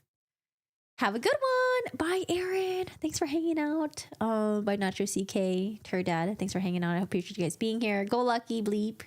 Jan. Oh yeah, Jan. So do we have confirmation on when Mummy Jan is leaving or not yet? Is she gonna leave when your dad leaves?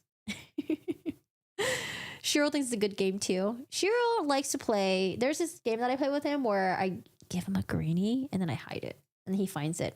He loves doing this. It's basically this hide and seek thing, and he just uses his nose to try to find the goods. Bye, Richie. Bye, Dominique. We all have a good one. Poor Jan. All you need to. Okay, well, I don't know. I'm trying to figure out when should we have a real movie night. Real movie night this time. Real movie night. Last time we had fake movie night. Barely even watched anything. Yes. Happy New Year's. Take care. I'm going to my next stream. Depending on what pops up. I've been wanting to cover the Corey Richins stuff for a while. If you guys don't know about Corey Richins is a wild fucking case. Okay, she might even be a nut job. Okay, she wild as hell. We have some transcripts from her body cam footage and her jailhouse calls and stuff like that were pretty crazy. So yeah, I definitely want to do a stream to cover that. I just don't know when, because random stuff just keeps popping up and I just keep pushing it off. I have abandonment issues too, not just you. Support for all of us. Corey Richins is your favorite author. She's wild for sure. Yeah, so definitely want to cover Corey Richins. Lauren again. Oh my god, Lauren, thank you so much. Lauren just got home. Thank you for keeping me company on my late night dog walks. Do you have pepper spray on you? Better stay safe. Be careful. There was I think it was in California. My friend was telling me about how this lady was her baby, and then some guy just came up to her trying to abduct the kid. And luckily, there was another dude there that was walking his dog, saved the lady from having her kid abducted. But then the guy tried to abduct his dog. I don't know. The guy was just into abducting babies and dogs. I don't know. But luckily, that guy, he had a knife on him and was able to scare him off or something. But yeah, I don't know. It's the crazies be out there. Just be careful.